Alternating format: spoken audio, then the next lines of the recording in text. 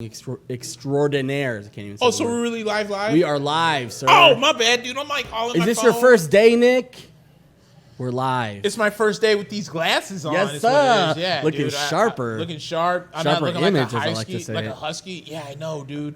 All right, guys. Well, welcome to our first live edition of 2020 here at Rep's Place. That's Mac. I'm Black.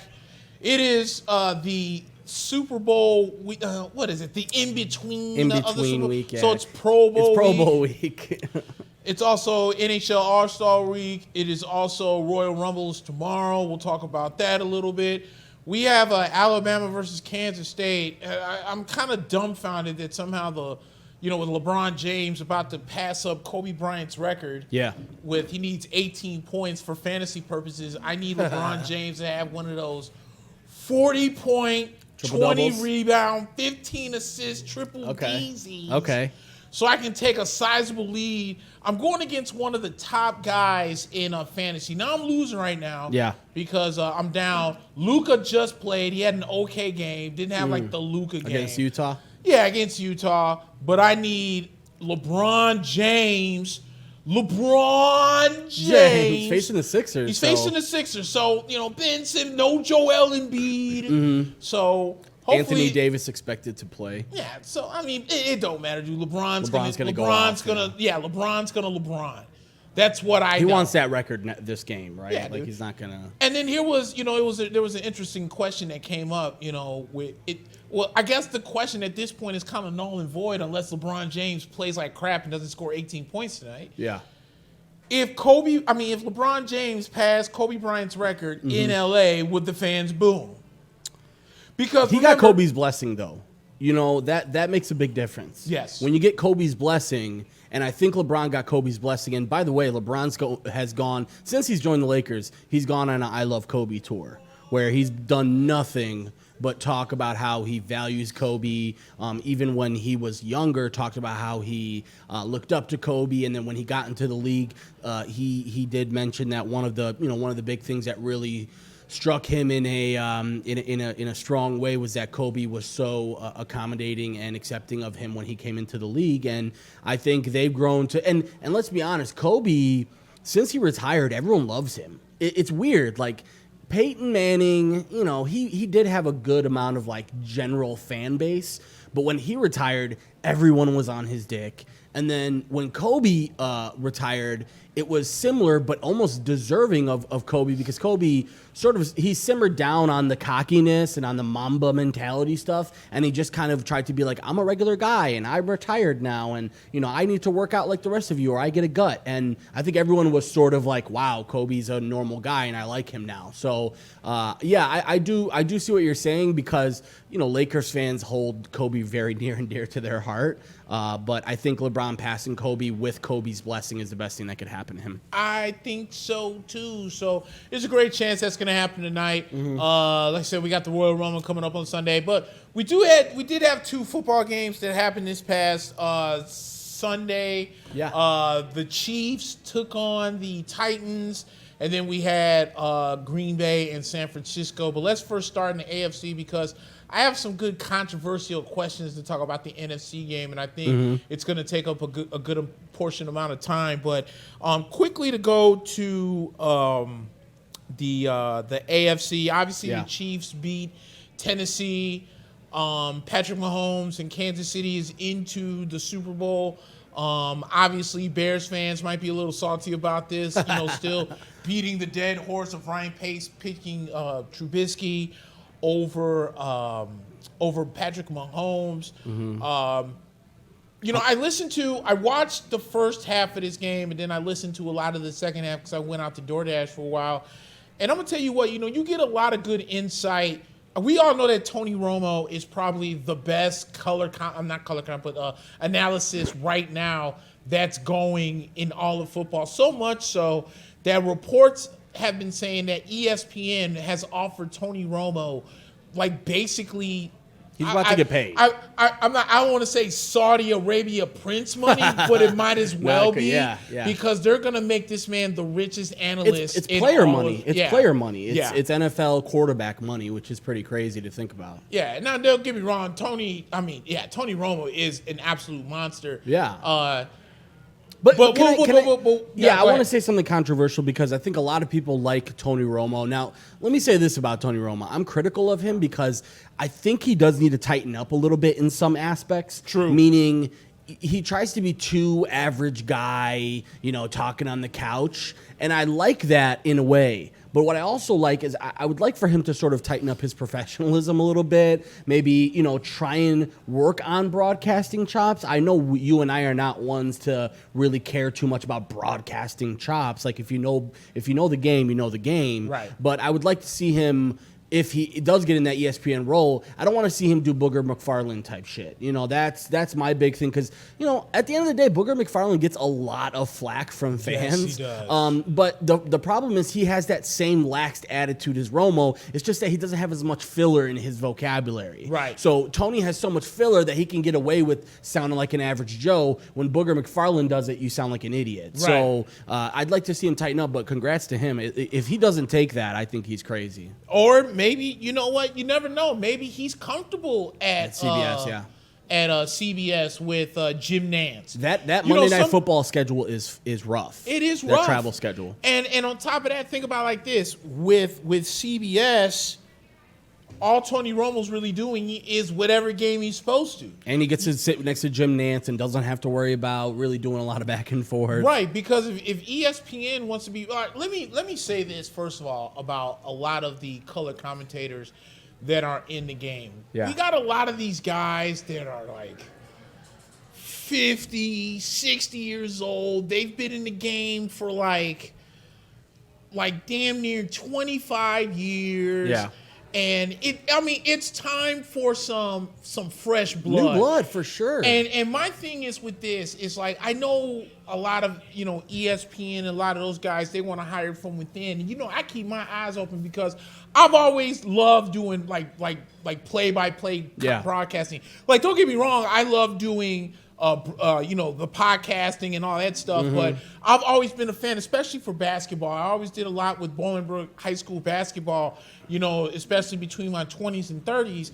And my thing is, they need new blood. Like, I feel like these guys, they don't really have, I don't want to say an identity, but there's like no passion. Right. Like when you listen to some of these guys, you're like, can you at least try to seem excited? That's why I'm so upset that a guy like a Gus Johnson. I thought Gus Johnson is arguably one of the best color commentators because he gets excited on both ends. Yeah. And it makes the game more watchable where you get a guy like Joe Buck who wants to be like, this know-it-all and he's plain and this and that and all. It's awful. Like, I just think there needs to be new blood. So I think, first off, the guy that's with Booger McFarland, I can't think of whatever his name is. Yeah, Joe Tessitore. Joe Tessitore. Yeah. Can we He's a give very good boxing announcer, but football is, may not be it. I don't think that's his thing. It may not be it. I think ESPN needs to do some kind of challenge. I guess if anything, am I crazy? Didn't they used to have a rotating booth in the Monday Night Football?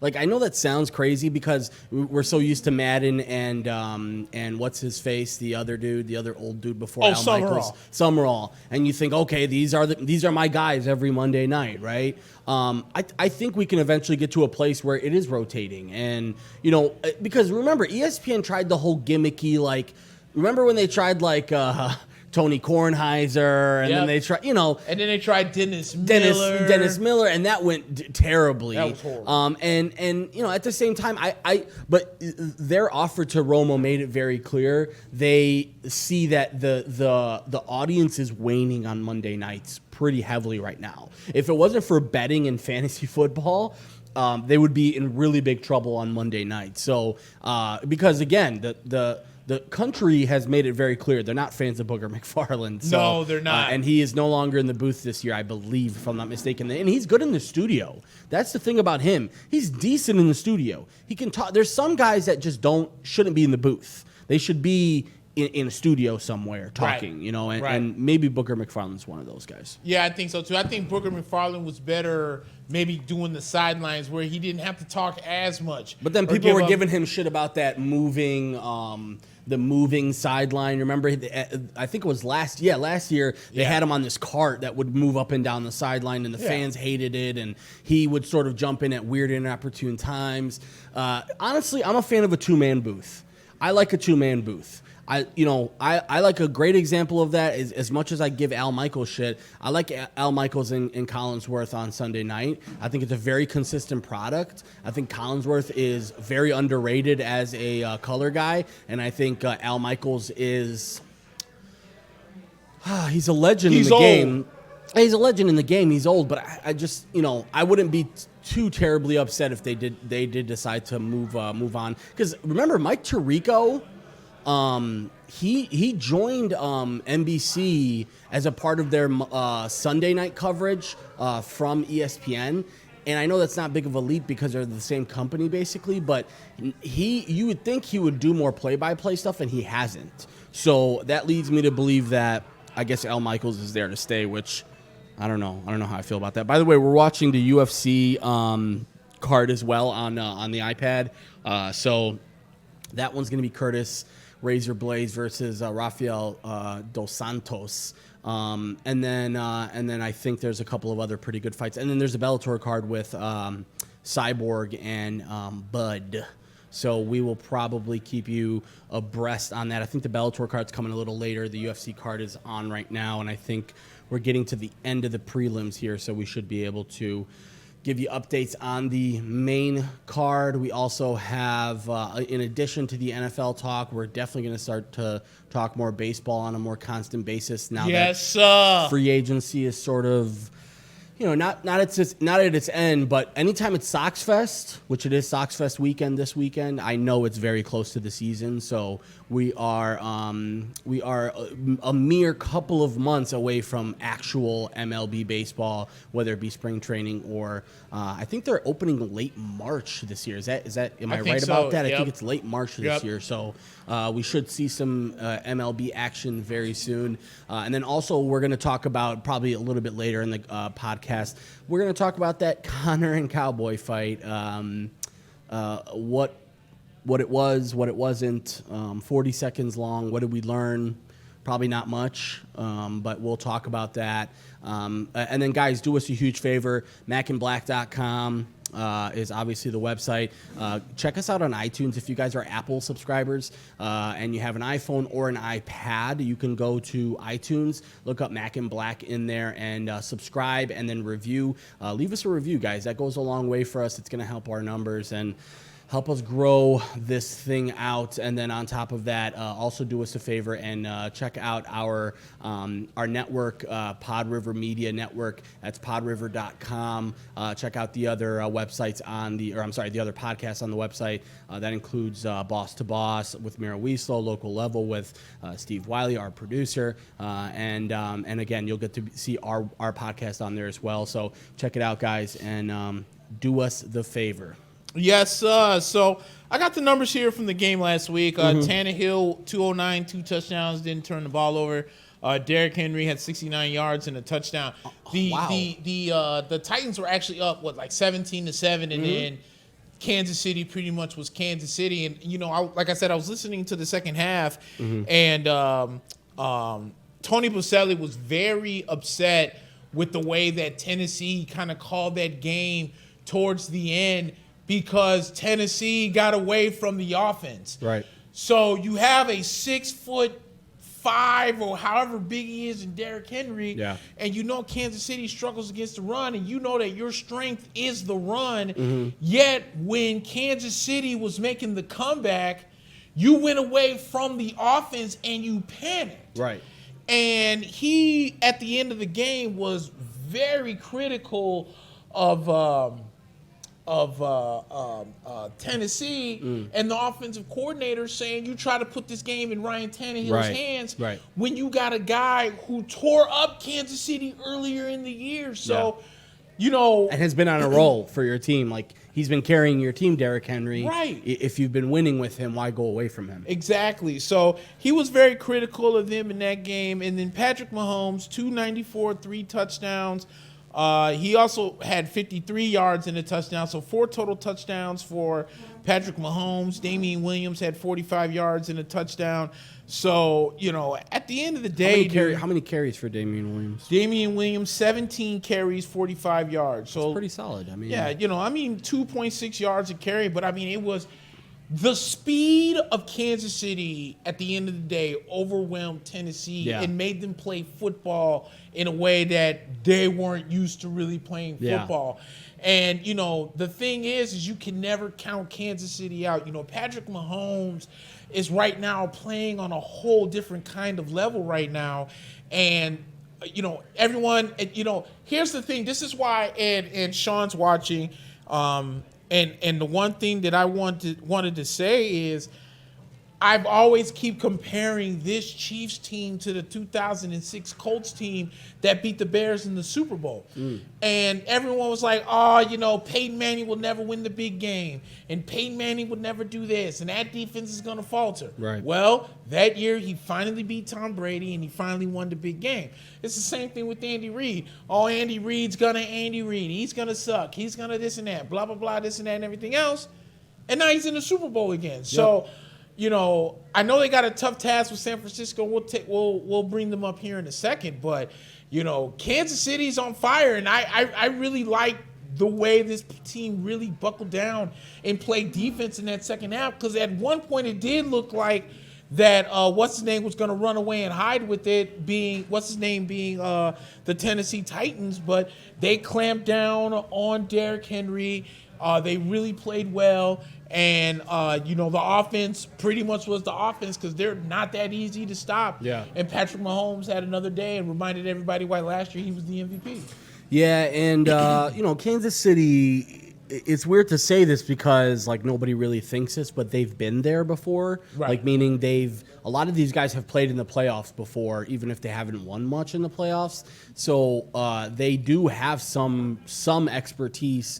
And including Mahomes, who, again, even though he's had disappointing postseason last year, it was one where they weren't embarrassed. I think it was one that, you see in a QB's career, and it's funny you mentioned Manning because there's countless QBs that couldn't get it done in their first couple of years, and then finally they find a way to get above that hump somehow. And either they do or they don't, right? And that's the big thing. That's the defining thing. And it seems like Mahomes is right there, but I'm a big believer. We'll get to the 49ers. I'm a big believer in obviously defense wins Super Bowls, right? Yep. And I also want to stress to people about how Kansas City has struggled over the last 3 or 4 weeks. You wouldn't think so because they've won games, but they went down 24-0 to the Texans. They did. And it took a miracle. It wasn't a miracle. I mean, honestly, 24 isn't crazy, but at the end of the day, that's that's a 4-score game. Yep. So when it comes down to it, you have to look at this in a way and say, is Kansas City almost too good for their own good, right? Where it's like they don't need to come out with a sense of urgency. To use a little bit of an MMA analogy, we know that Conor McGregor wants to come out of the fight blazing, and we know that Cowboy Cerrone doesn't. It takes him a round or two to get things going, and it seems like the Kansas City Chiefs are the Cowboy in this scenario, where it's like they have to have that first quarter under their belt. Sometimes they have to get punched in the mouth to really realize that they've got to come out and play. I'm not sure that works in the Super Bowl. You know what I'm saying? When it's 60 minutes left in your whole season, I'm not sure you can afford to have that mentality. So I am very interested to see how Kansas City comes out early, because what I would expect is San Francisco's defense wants to start early, right? So that's another huge thing is San Francisco wants to hold the ball, run the ball a lot. And honestly, people like to make this big thing about Jimmy G, sort of being tested in these very, I guess cushy moments, but to me, that's great play calling by Kyle Shanahan. He never puts him in too bad of a position and always gives him a chance. So Kansas City is an interesting one for me. I would like to see how they come out in the first. And I also think they're going to have to run the ball. That's why I asked you how many times Damian Williams carried it. Because, first of all, 17 times is pretty nice. That's a nice little ratio because you don't even remember. I watched that game. I don't remember them running it that many times. Mm-hmm. So, I think that's crucial for them. Not necessarily because they need to run the ball to be effective. I think you need to run the ball to beat San Francisco's defense up. Right. You almost have to wear their defense down play by play and have long drives. Remember when they lost to Atlanta? Yeah.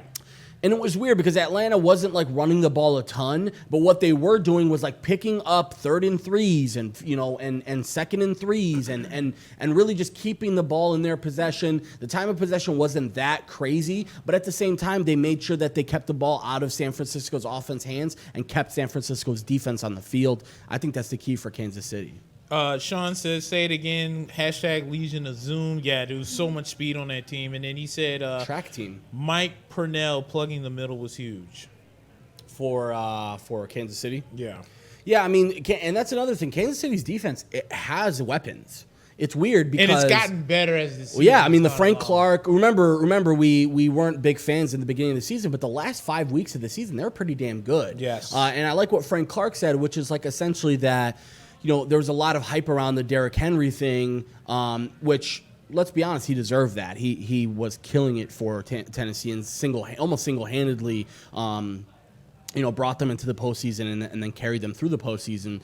So, but he said, the disrespect on this defense was crazy because everyone saw Derrick Henry and thought we were going to forget how to tackle. And, to hold him to what it was, 78 yards or whatever, 68 yards. Oh, Derrick Henry, 69. 69 yards. It's pretty impressive, even though he had a touchdown, and I know he had that.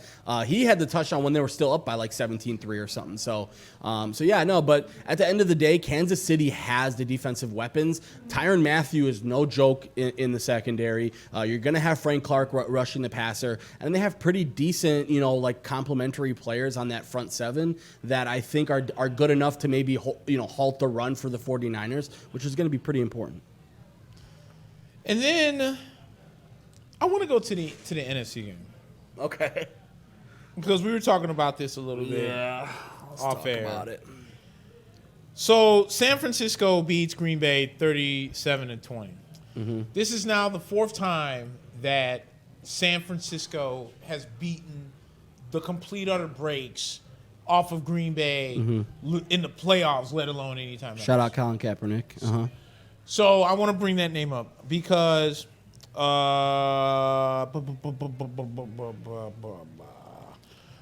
Mostert had 29 carries for 220 yards and 4 touchdowns, which broke Colin Kaepernick's record of 180-something that he ran a few years ago when the great Clay Matthews and the Green Bay defense couldn't figure out how to stop a running quarterback, let alone the option. Yeah. And then, remember, Raheem Mostert is a guy who has been on 5 teams, including one of them including beating the Bears. Yeah. So the Bears take yet another L. He never even saw by the way, he never saw the field for the Bears. No. Never saw the field. Never saw it. Uh-huh. Never got a carry for him. Yep. And this man just went out and ran for the 2nd most yards to Eric Dickerson. And has had a good NFL season. And has had a good season. He's just been injured here and there.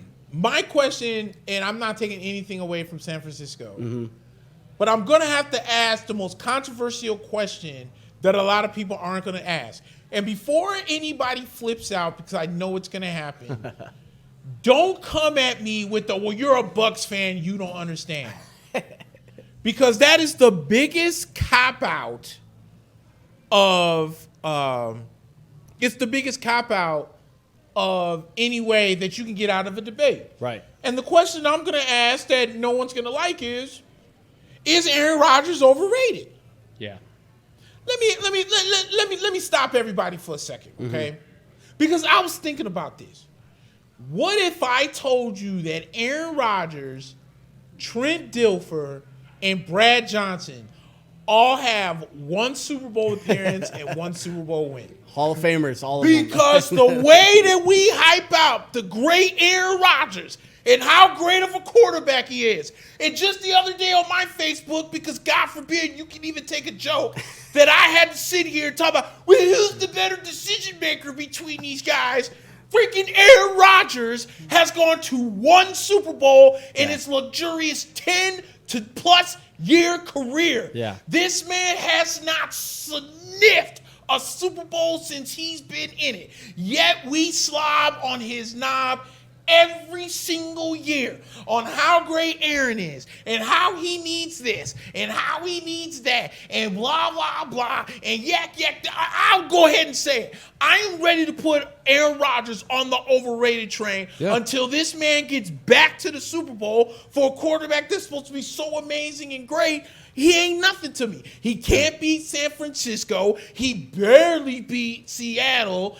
And I feel like at the end of the day, sometimes I think Aaron Rodgers goes out there and he barely cares, because I'll be real with you. He never should have beaten Dallas in the catch, because that was a catch for a touchdown, by the way, by Dez Bryant. And then there was another game that he was in. Oh, he never should have beaten Dallas the year after that.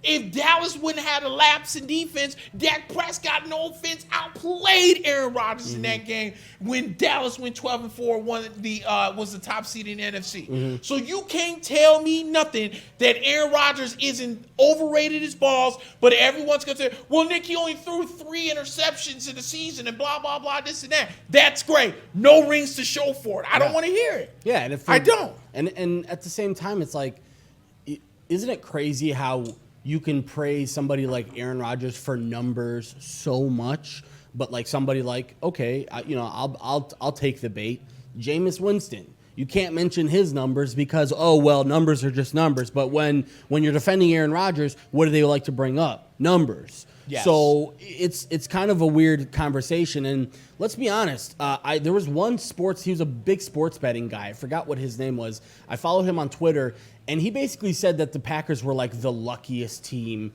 in all of football this year. Yes. Let's not forget that they've gotten so many calls from the refs this year. They had that week 1 game where they won 10-7 against the Bears, and both teams looked pretty shitty. Both defenses looked good, but both offenses looked terrible. And let's be honest. Remember, they lost to the Eagles on Thursday night one week this year rather. Oh, they did. And they looked horrible. They looked horrible. And then they've had a couple of games where they squeaked out wins that they didn't deserve. So he was just pointing out, now Miro, it's funny, Miro Wieslow, our colleague here, he had mentioned, well, okay, he has no help. And my answer to that was Aaron Jones had a career year this year. Devontae Adams was as consistent, and he's Mr. Reliable, and you always have him as the one of the best number 1 receivers you can have in the league. Now, he had, I think, a 4-game stretch where he was lost this season, but he came back during the most important times. But this guy, to follow back up with this guy, the sports betting guy, he said they're the luckiest team he's ever seen, and also they're probably the worst team to ever receive a bye in his mind, which is pretty crazy, because you would think even if you were one of the 2 teams to get a bye, you were so convincing during the regular season that you were able to do that. But the Packers weren't that. And even against the Seahawks, nobody was really like, oh, this is obviously the Packers, game to win. I think everyone was sort of like giving the Seahawks a little bit of a chance. And here's the thing. Aaron Rodgers being overrated, I think at this point, I think you can make a case for it, because you can. You know what I'm saying? I think you look at the numbers and you say, okay, he's a good quarterback. How many? But again, if we're going to go off of numbers, there's a lot of really good quarterbacks in the league, right? Right. So let's talk about winning, and let's talk about how you can lead a team and this and this and that. And you can argue that Aaron Rodgers really right now, I mean, let's be honest, that game against San Francisco, he had the 2 turnovers with the picks. He did have 300-plus yards, but again, San Francisco's a bend but don't break type team as well. They don't mind giving up yardage. They're just going to try and get picks off of you or fumbles. So, yeah, man, do I think that the Packers had a Super Bowl in mind this year? No, but that doesn't excuse the fact that you were the 2 seed, had a bye, and you shat the bed, in a very winnable game, even if it was on the road in San Francisco. And that's what I'm saying. Sean says yes. Dan Cavazzo says no, and Steven says no. Sean also says Oshie back in the STL in the great one. I'm I'm assuming that is a Wayne Gretzky reference. But back to Aaron Rodgers real quick. And this is why Miro's comment kind of bothered me. Mm-hmm. Well, I remember once upon a time when Aaron Rodgers had Devontae Adams and James Jones and Jordy Nelson and Jermichael Finley and some kind of running game, and he still had to sniff the goddamn Super Bowl since he won it. Yeah. Thank you.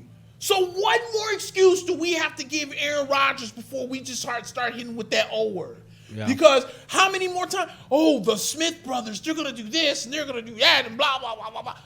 Disappearing. You let a fourth-string running back run for 220 yards and 4 touchdowns. That's pretty crazy. I would retire from football. Yeah, Seriously, Mike Patton. I would retire from the game of football if I knew that I just let a guy who has played for 6 teams and 4 of them he never sniffed the field, ran for the second most yards since Hall of Famer Eric Dickerson went ham for 245. That's pretty crazy. Kiss my ass with that crap, That's dude. pretty crazy. Green Bay can kiss my nuts. You guys went out there on the biggest stage of them all, and what, I'm supposed to give you some kind of free pass? Yeah, free pass my ass. You suck. I've always had the mentality that somebody with the number 1 pick and somebody who lost in the NFC Championship both failed their seasons. You understand what I'm saying? Yeah. Somebody who only had 3 wins and didn't make the playoffs, and somebody who had 13 wins and also didn't make the Super Bowl, they both had bad seasons. Yes. Because if you don't make it to the Super Bowl, it's a bad season.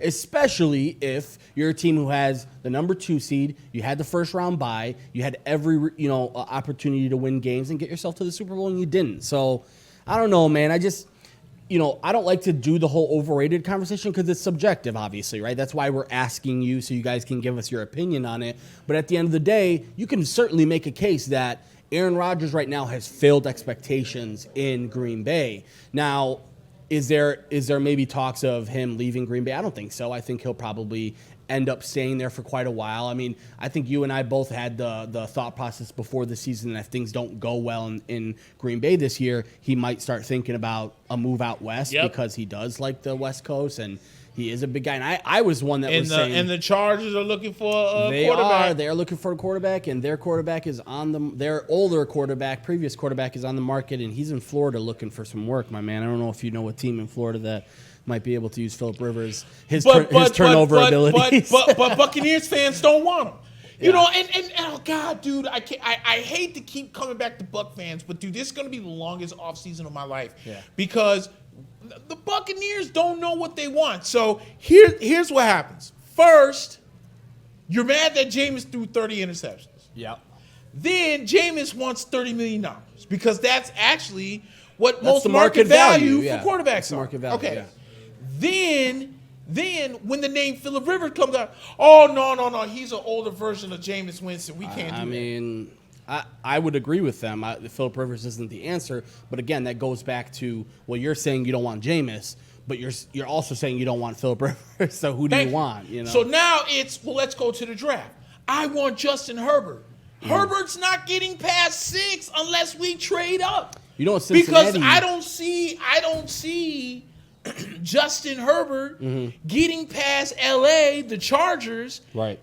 If they're really moving on from Rivers. Which it seems like they are. It seems like they are. Yeah. Like I saw something from Jason LaConfort, and I don't know if it's true or not, where he kind of made a prediction where he thought every quarterback was going to go to, and they think that Jameis could move on to the Raiders. They think Phillip could move on to Tampa Bay. They think Tom Brady, who did file for free agency, could end up in Los Angeles to play for the Chargers. Oh, for the Chargers. There's what else was there? It was Derek Carr going to Washington. I actually liked that under Ron Rivera. And then there was one more, and for the life of me, I can't think of what it was.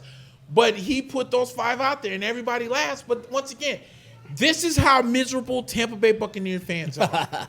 It's been a rough couple seasons, man. They are so miserable that any sheer mention and support for Jameis Winston you're either a fake fan or you're a troll or you're this and that and everything else. Yeah. But when you ask them a simple question as who do you want to replace for Jameis Winston, nobody has an answer for it. Yeah. So we need to figure out what we're going to do here, because I'm not going to be sitting here and keep playing this, oh, well, every time we suggest a quarterback, but you want a rookie, that's not going to be there. So we're going to have to sell the farm to try and move up 9 spots to the 5th spot to try and get Justin Herbert if we think that that's the answer. And by the way, it's Senior Bowl weekend. Cincinnati's coaching staff is in the Senior Bowl, and they just were talking mad shit. Not mad shit. They were talking good shit about Justin Herbert and saying how they really liked him. They see how coachable he is. They could see him fitting in their system. I'm not saying they're not going to take Joe Burrow, but what I am saying is they may be saying, okay, we've got lots of holes in Cincinnati. I talked to you last week about how no free agents thinking, I would love to go to Cincinnati. So if you're Cincinnati, why not try and get more out of that first pick? Trade down. Know that you're going to get Justin Herbert at 6 or 4 or whatever you want to trade down to, and get your guy. But yeah, that's the number one conversation when it comes to quarterbacks. If you want to tell me about my quarterback, come to me with a game plan. Who do you like better? With the Bears right now, it's not hard to play that game. Like for the Bears, if you're a Bears fan and you're like, okay, I hate Mitch Trubisky. Okay, who do you think would do better? There's probably 10 names I can rattle off right off the top of my head right now that might be better than Mitch Trubisky. I don't think the conversation's as fluid for Jameis. I think how many guys can you make a case for right now that are going to be better than Jameis right now? Okay, Phillip Rivers is a noodle arm who also turns over the ball a lot, and he's like 50. And he's a weirdo, and I don't necessarily want a guy like that leading my team. Right. Tom Brady's not coming to Tampa Bay, right? I mean, can we just say that? I'm not going to say it as if it's an absolute, but, let's be honest. Can you sell him Evans, and can you sell him Godwin, and can you sell him the fact that you're going to be basically competing this year to get back to the playoffs, which if he goes to the Chargers, can you make that same case? Like, they're going to be losing Melvin Gordon. They're probably going to be losing, a couple of other guys. They have to lock up, Keenan Allen and some of these other, weapons now. So, they have. I'm sure the Tampa Bay Buccaneers have a better pitch to them than the Chargers do. But yeah, I mean, again, it's who's your guy? Right. I'm looking at it like, okay, what I'm saying is the only way that I'm bringing in a veteran to come play quarterback for this squad, it's either you're challenging Jameis to say either you turn it around or you're done. Yeah, like a Fitzpatrick type of guy. Right. Or we're going in a different direction. We might have Jalen Hurts, or we might have the kid Eason from Washington, or we might have, somebody else that's out there. Tua's coming out, Tua, right? Tua, yeah. Right. If Miami passes up on Tua, you got some. We're gonna go with that because that would actually make the most sense, especially with him coming off that hip. If you bring in a Rivers or a Brady, you could sit Tua for a year, let him recover, let him rehab, not rush the process. Meanwhile, you have a guy like Blaine Gabbert, and I know Blaine Gabbert isn't the sexiest of dudes. However, what I am saying is that it's a backup to Tom Brady or Phillip Rivers in case he gets hurt. Yeah. And then next year, we're going to bring in Tua to play with Godwin and play with Mike Evans and OJ if he's still there, and let's try and get a running game behind him. So, and offensive line too, right? Yeah. Like Tampa Bay really has to think about offensive line this year, right? Say what you want about Jameis and say what you want about this and say what you want about that. Offensive line has to be a big priority for them this year, especially protecting the quarterback, and also. We talked about how Jameis was seeing ghosts a lot this year, right? Where it was like, he gets sacked once, and then every single play after that, it's almost he thinks he's getting sacked. Yep. And you can't play quarterback like that. No matter how good you are, you can't play quarterback like that. So, offensive line has to be a part. But that's my whole point to Buccaneers fans who are sort of on the ledge and ready to jump with Jameis. Dude, the grass isn't always greener. There's not let's remember, dude, there's a lot of teams this offseason searching for quarterbacks. it's funny to say this, but the Patriots are going to be looking. Yep. Like the Patriots are going to be looking. Let's just say this: if Tom Brady comes out and we see first 2 weeks of the offseason he signs with X team and it's not the Patriots, the Patriots might be looking at Jameis. They might be looking at some of these guys, maybe even Phillip Rivers. So, it's obviously early in the game right now. We don't know, but you're right. It's going to be a long offseason for both of our teams because it seems like they're going to be waiting on something that may not come. Right. They may be waiting on this move that just isn't there. And sometimes you have to come to the conclusion that, you know what, I just want my team to get better. I have that mentality with the Bears, right? I don't have any sort of expectation that Trubisky's gone or Trubisky's coming back or he's going to be the backup or he's going to be I don't care. Right. I want to improve our team. Let's get all the pieces that we need because we certainly need some pieces on the offense. We certainly need some pieces on the defense. And to me, quarterback is a big thing to figure out. It's just not a priority right now for me to say, hey, let's do that over, bringing in somebody, let's say, on the defensive side and helping out at linebacker, helping out Roquan Smith. So, is quarterback going to be a priority for the Bears this offseason? We'll see. I hope so. I hope we start looking at guys Freaking because Kirk you're going to need to. right now. She's out here You lighting like that. up You this, like that. This, what you call it. Let me say this, too. I was just thinking this. What would be, and I know that the fans are not going to like what I'm going to say. Okay. Let's say if Jameis does decide to leave Tampa. Uh-huh. You know what team would make the most sense for Jameis Winston? Tell me. The Chicago Bears. Okay. And let me tell you why Chicago. Did you see what Jameis Winston just did with Brashard Perryman and Justin Watson and some of these other guys? This guy is making unknown wide receivers become barn burners. Yeah. Oh, I don't know. Let's look at the receiving talent in Chicago. Oh, by the way, outside of Allen Robinson, Anthony Miller, Taylor Gabriel. Who's gone after this year? Who's Anthony Trey Miller. Burton? Yeah, and then what makes the most sense with Jameis is he likes tight ends, and this offense likes tight ends a lot too. So I think it makes sense. The problem with that is Jameis going to take like a 2-year deal with the Bears? I don't think so, right? I think Jameis is going to want to take a 3 or 4 year deal, right? And I don't blame him for that because, first of all, he's got to get his money. I'm not saying he didn't get his money right being the number 1 overall pick and having that money, but let's remember this is going to be his first big try at free agency, right? So you want to try and give yourself at least a 3-year deal. And by the way, I saw this last night, this skills competition for the quarterbacks, and Jarvis Landry shows the fuck out. He outdoes Lamar Jackson. Like, don't make no mistake. You think Jarvis Landry is just a trick play guy? This dude could sling the football, man. He is slinging it right now. He's a lefty. I want to say he beats Lamar Jackson, but yeah, he hits a couple 5-pointers, he hits a couple 3-pointers. He's got a nice little arm on him as we're watching this. It's pre-recorded, but the Pro Bowl is tomorrow, and then All Star Weekend for NHL kicked off on Friday night, and Patrick Kane, I believe, won the. What did he win? I've never seen that one before. He was out on a platform at the edge. There was a 4.1. He was out on the platform at the edge of the rink and like tossing it onto the rink. I hadn't seen it before, but apparently he won and did well. And he was getting booed relentlessly by the crowd in St. Louis, as they probably should. But yeah. So just to really kick it back to the Jameis talk. When you're the Bears and you have Mitch Trubisky and you realize, okay, we have to bring him back for a year, that changes your approach. I think if we didn't, let's say this was the 5th year of Mitch Trubisky and he's going to be walking, I would have loved for the Bears to get Jameis Winston. I think that would have been a perfect pickup for them.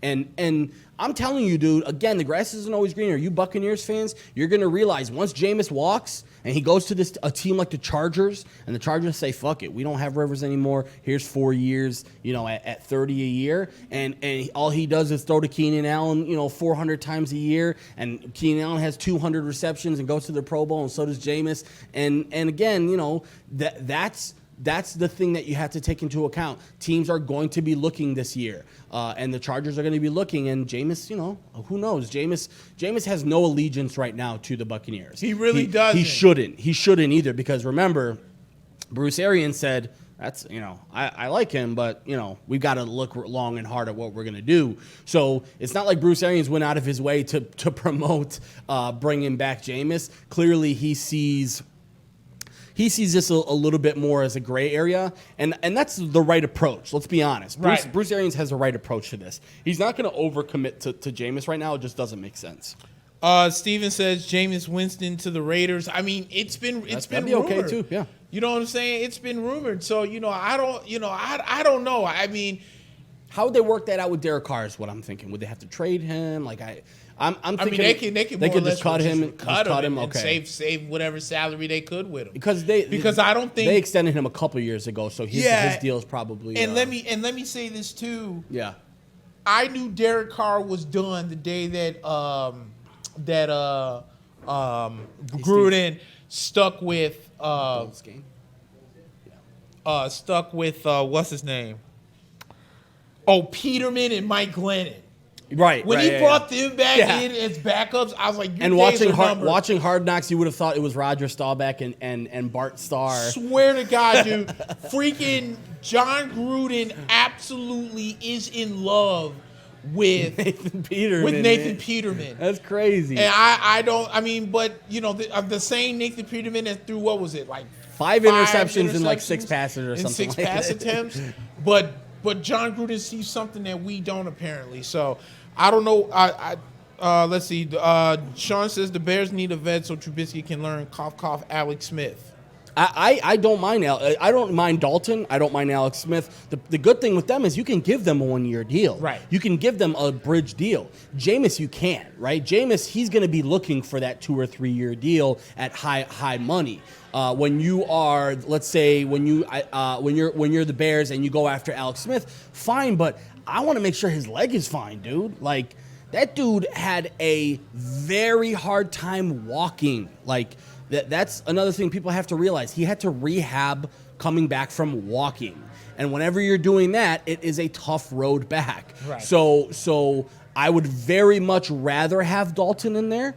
But yeah, no, I think Sean hit it on the nose. The Bears do need a veteran guy. I was hoping Fitzpatrick would leave Miami this year, but it seems like Miami's hell-bent on bringing him back. They love what he did at the end of the season, and more power to them because clearly, again, they're doing it their way. Right. They made all those trades. They unloaded all those guys. They got all the draft picks. They got everything they need. Now, okay, show us what you can do over the offseason to build a team. You got a ton of draft picks now. It's going to be interesting to see what Miami does because I see them in the same light I saw San Francisco 2 or 3 years ago. Remember when San Francisco had a top 5 pick every single year, and you're like, when is this team ever going to be good again? And then they get 2 or 3, first round picks, and all it took was, Nick Bosa this year to just, take them to that next level. Right. Yeah, dude. But again, not taking nothing from San Francisco. They did come out here and absolutely slap Green Bay. They did. Garoppolo only threw 8 pass attempts, 77 yards. We talked about Raheem Mostert, 220 yards, 4 touchdowns.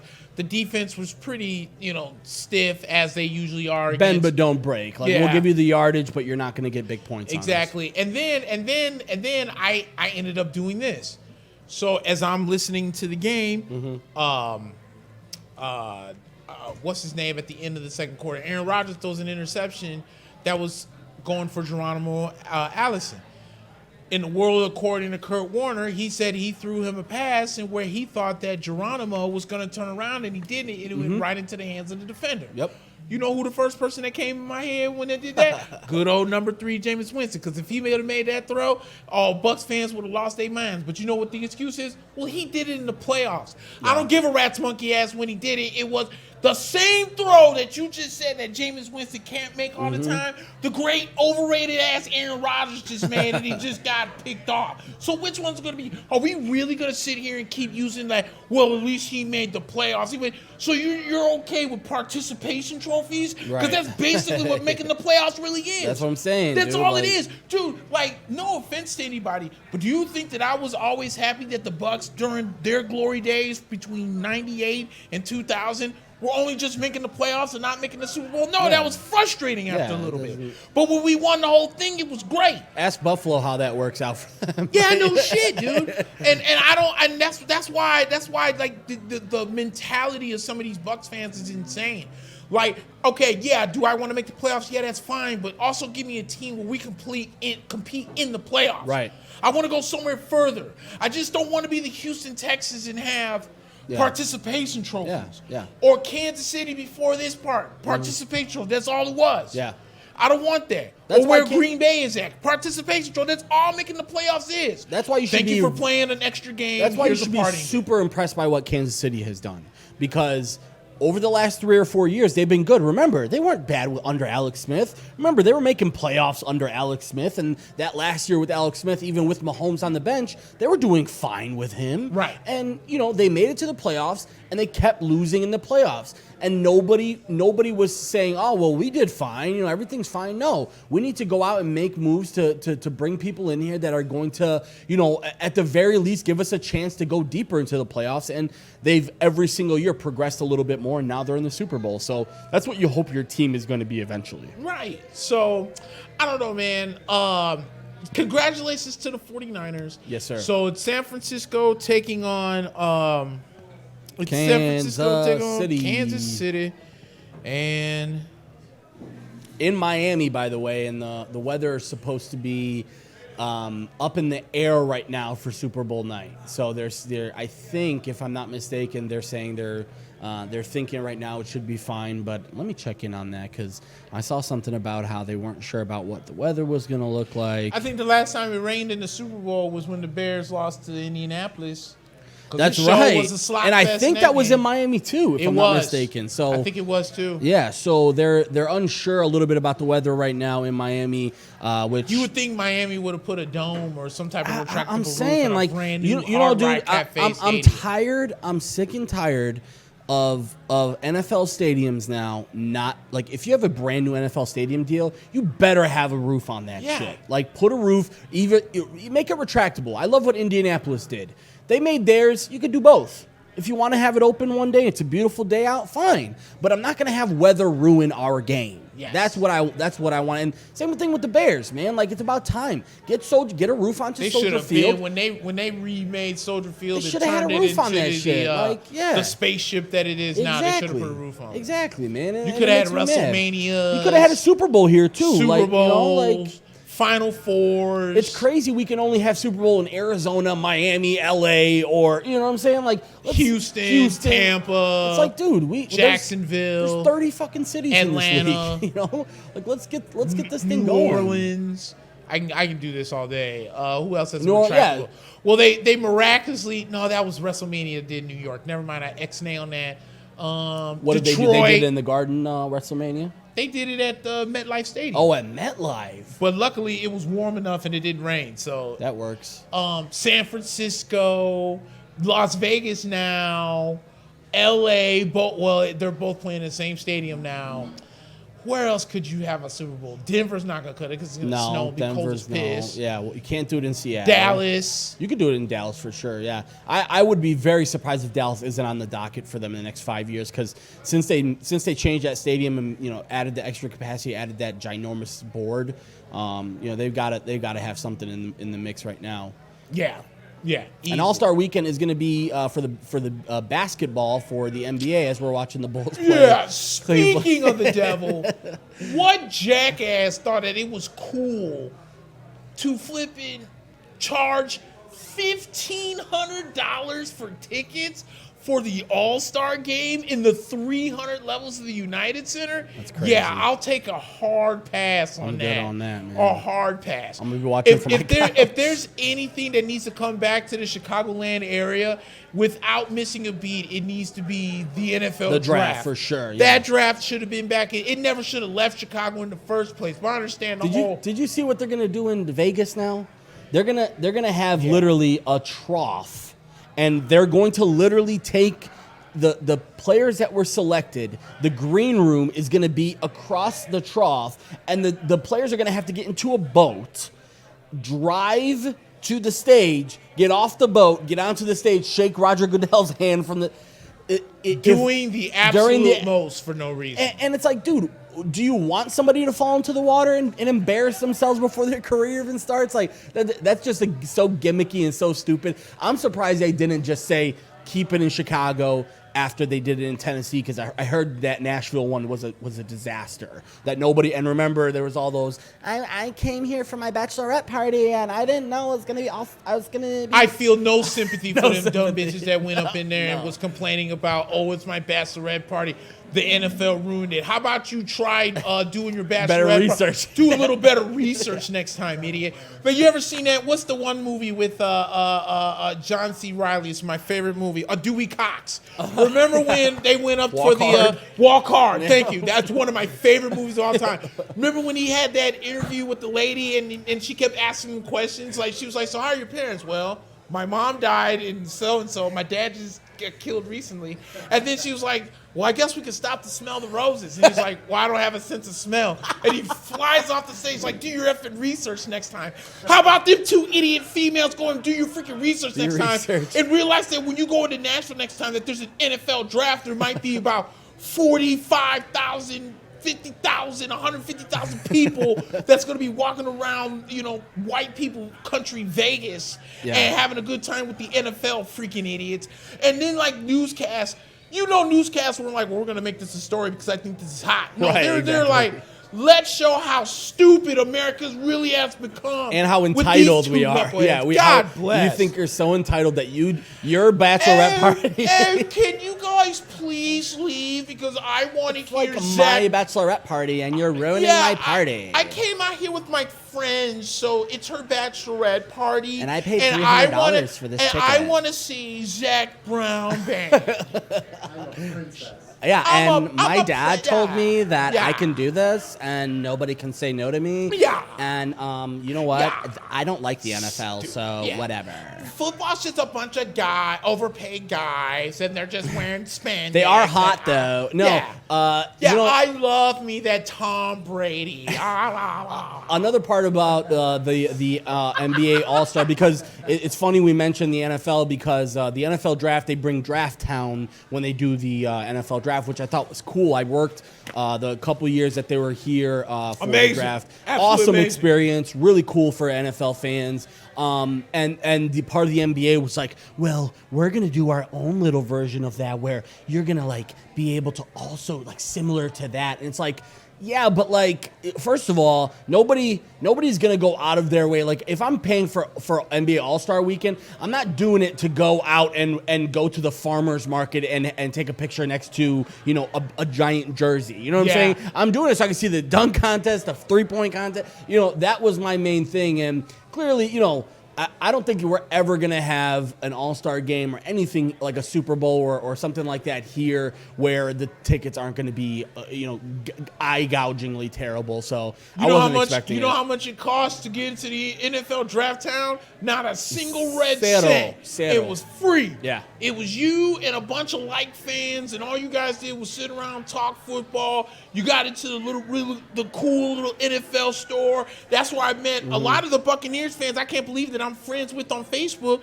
Freaking, I met them at NFL Draft Town like the first time it was here. And then like one of the girls, I kept looking at. I'm like, why does your picture keep looking so familiar? And then it went back to when they first came in. I took a picture with her. So bam. 5 years later, I figure out you're a Bucks fan, and now we're friends on Facebook.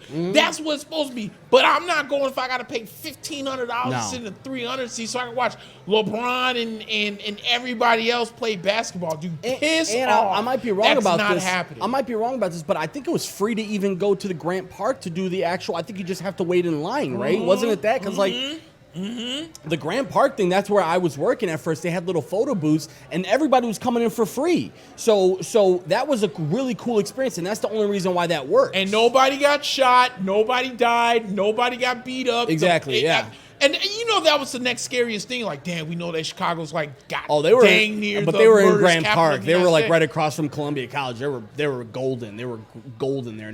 Nothing was gonna happen there. Sean says. Sean says that's the United Center. They're still trying to pay for all of Patrick Kane's lawsuits.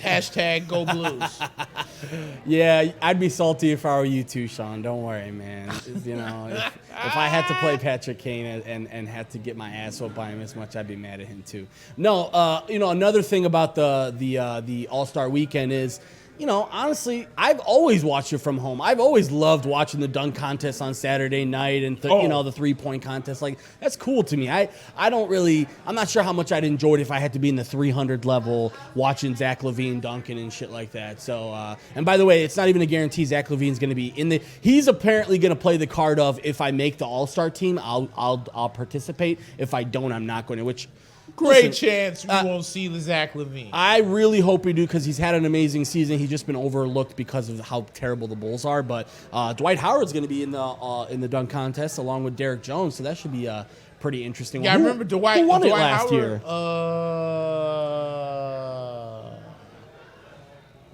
That's how bad I am at that. I don't even remember who won it last year.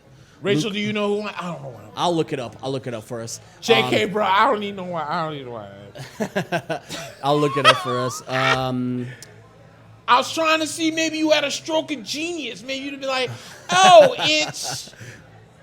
No, it's not. It's not going to happen. My phone never works in here. I don't know why. My phone never works in here. Let me try and fire this. But you know what? This is a perfect time, guys, for me to tell you about our sponsors. No. Also, that would have been perfect. Like, that would have been radio perfect if I did that. But no, guys, again, do us a huge favor. If you guys have an Apple device, do me a huge favor. Look at me in my eyes, okay? I'm looking at you in your eyes. Look at me in my eyes. Do me a favor. If you have an Apple device, iPad or iPhone, go to your iTunes app. You can search in Mack and Black. You will see our wonderful logo. And all you have to do is click subscribe. I don't even care if you don't listen to us through iTunes. I don't even think it'll really matter. Just subscribe, rate, and I'm telling you, it's the best audio only if you have iTunes. If you have an Apple device, it's the best audio only thing.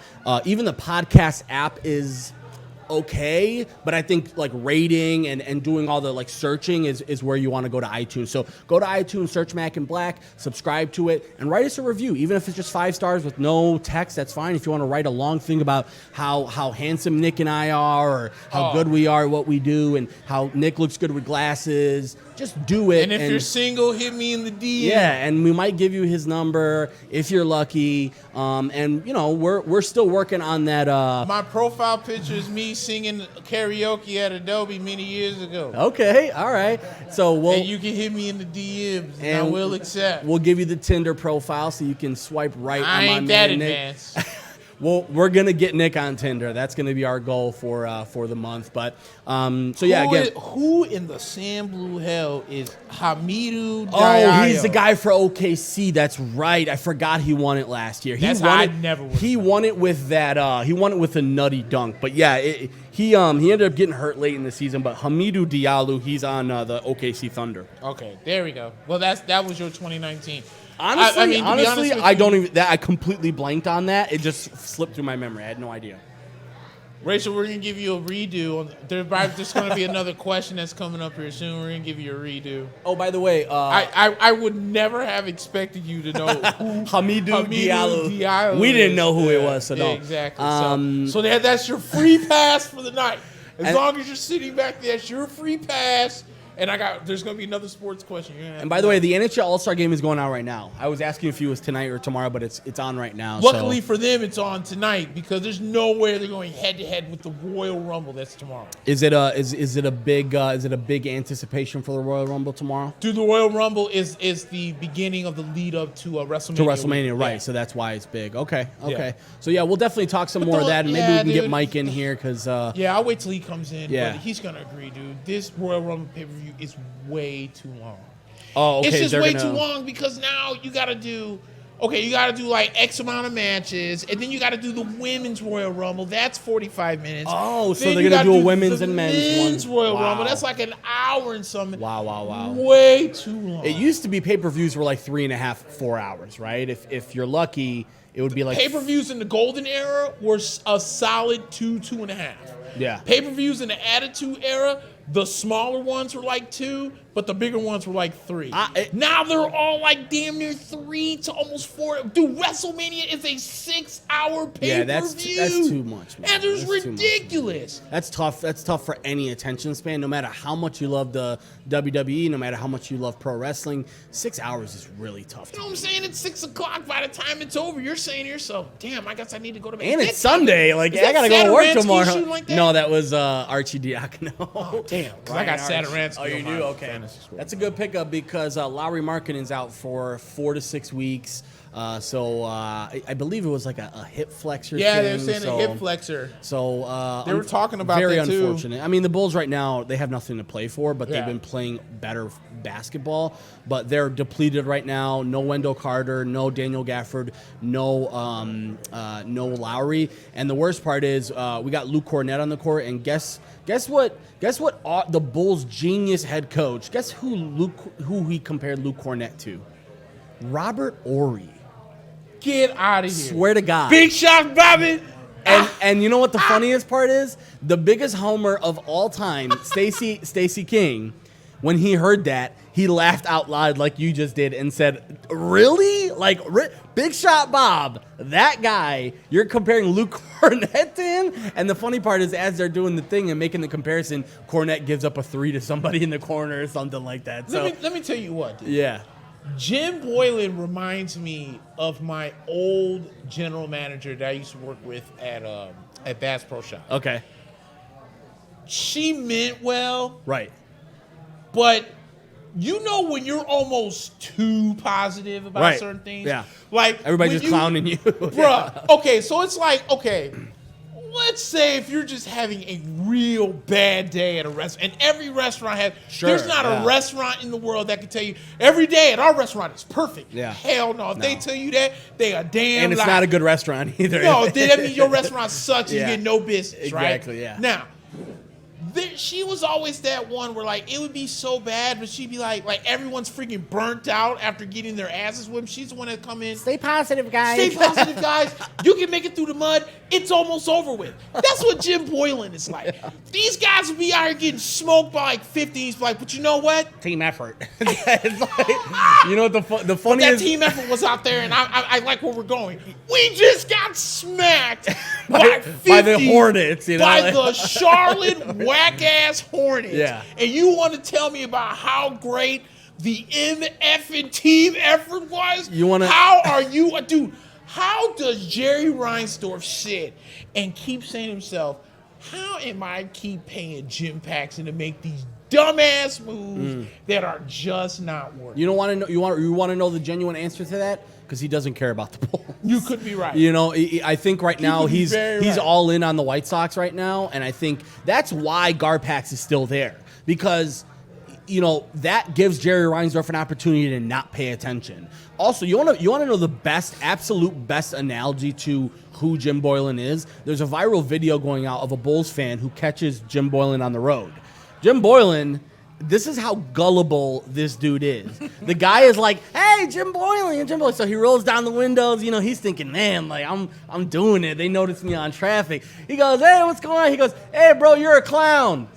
Like, and he just keeps driving, and that's a perfect example of who Jim Boylan is. He's sitting there thinking, Speaking of Luke Cornett, just got blocked. That's Robert Horry. Like, no, he that's a perfect example of what he is. He has this mentality that, what? My players love playing for me. They love the punch-in system, and they love the grit and hard work and da-da. Meanwhile, in the back, they're all rolling their eyes like, I can't wait till this dude gets fired. Swear to God, dude, I don't understand how.